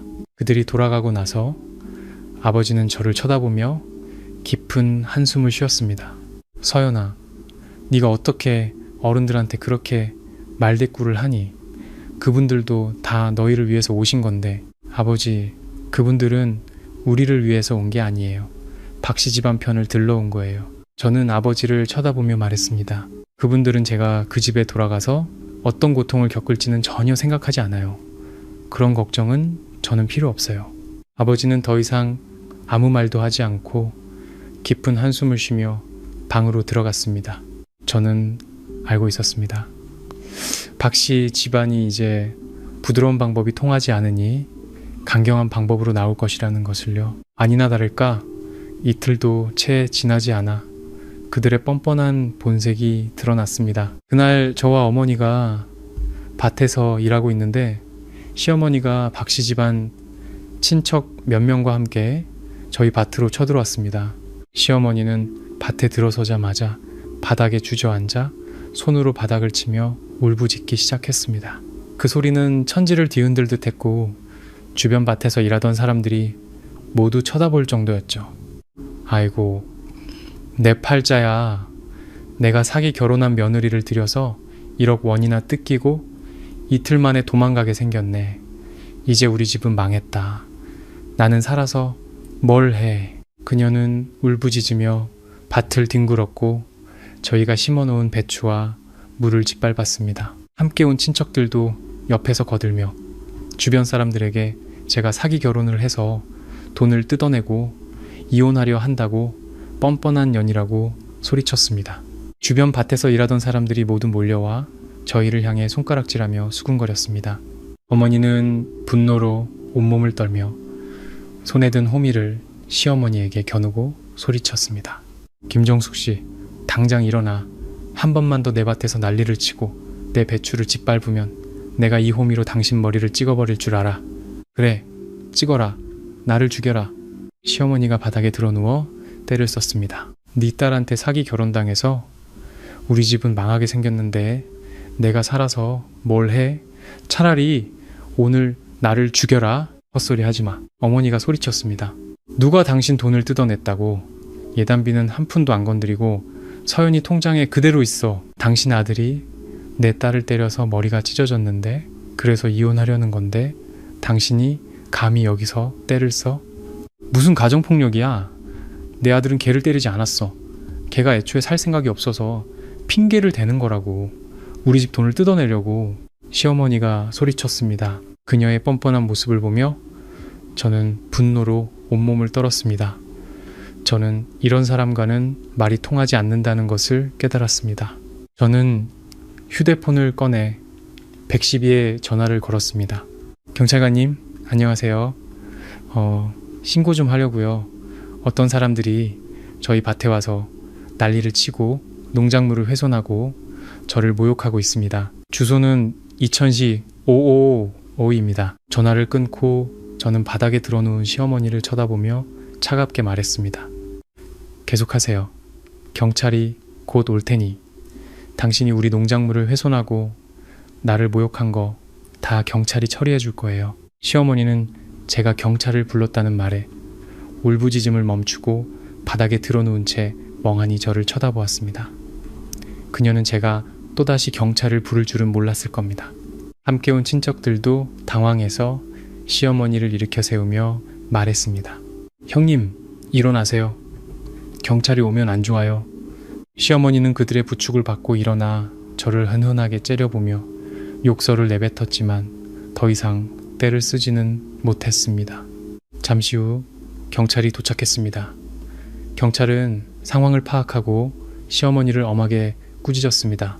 저희 밭의 손해를 배상하라고 명령하고 한 번만 더 와서 난리를 치면 구속시킬 것이라고 경고했죠.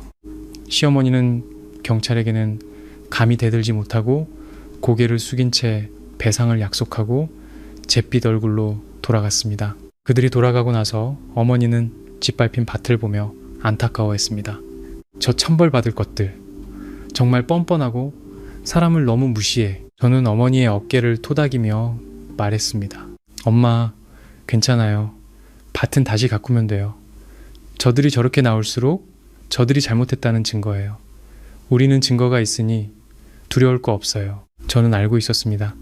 시어머니가 이번에 와서 난리를 친 것은 시작에 불과하다는 것을요. 그들은 부드러운 방법이 통하지 않으니 강경한 방법으로 저를 압박해 이혼을 포기하게 하려는 것이었습니다.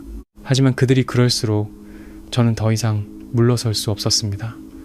제가 물러서면 그들의 함정에 빠지는 것이었습니다. 저는 멀리 펼쳐진 하늘을 보며 마음속으로 다짐했습니다. 이 결혼 반드시 끝낼 것이다. 그들이 어떤 방법으로 나오든 나는 절대 두려워하지 않을 것이다. 경찰서의 진술서와 병원의 진단서는 단순히 상처의 증거가 아니었습니다. 그것은 제가 새로운 삶을 시작할 수 있는 통행증이었습니다. 그날 지구대를 나서며 5월의 햇살은 따뜻하게 저를 감쌌고 박씨 집안의 모든 어둠을 걷어냈습니다. 친정에서의 생활은 험담으로만 가득 찬 것은 아니었습니다.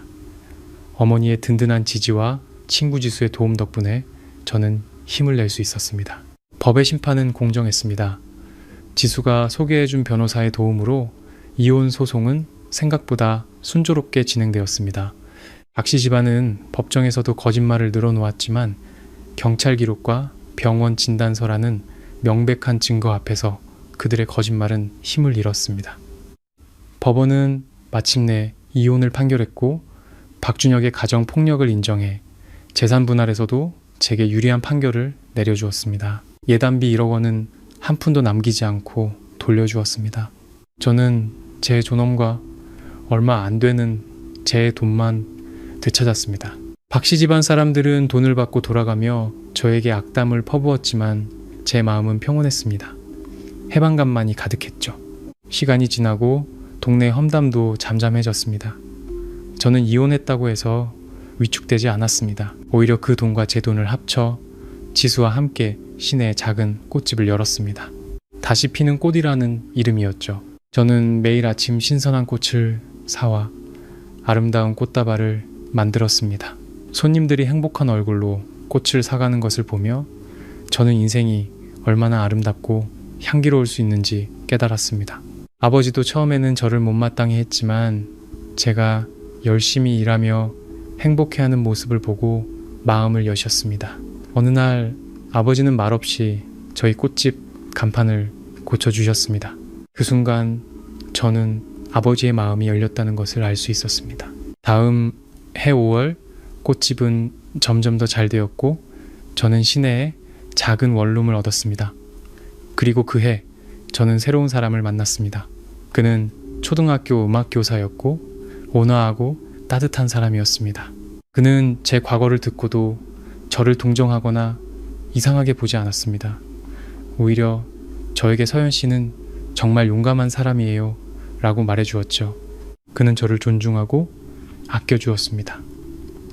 사랑은 거창한 맹세가 아니라 사소한 배려와 존중이라는 것을 저는 그를 통해 알게 되었습니다. 그리고 또다시 5월 저희는 결혼했습니다. 강릉의 작은 해변에서 가장 가까운 사람들의 축복 속에서 저희는 영원한 사랑을 약속했습니다. 아버지는 제 손을 그의 손에 쥐어주며 눈물을 글썽였습니다. 우진군, 우리 서연이 고생 많이 한 아이야. 앞으로 잘 부탁하네. 그는 제 손을 꽉 잡고 아버지를 보며 저를 보며 단호하고 따뜻한 목소리로 말했습니다. 아버님, 걱정하지 마세요. 제가 평생을 바쳐 오늘의 선택이 옳았다는 것을 증명하겠습니다. 서연 씨를 존중하고 사랑하며 언제나 서연 씨답게 살 수 있도록 돕겠습니다. 저는 눈앞의 남자를 보며 멀리 펼쳐진 바다를 보며 행복의 눈물을 흘렸습니다. 박준혁의 발길질은 제 과거의 환상을 깨뜨렸지만 동시에 저를 지옥에서 구해냈습니다. 그리고 지금 저는 강릉의 햇살 아래 저를 진심으로 아껴주는 사람과 함께 새로운 삶을 시작하고 있었습니다. 저는 더 이상 누구를 위해 사는 것이 아니라 저 자신을 위해 이 소중한 자유와 사랑을 위해 살 것입니다.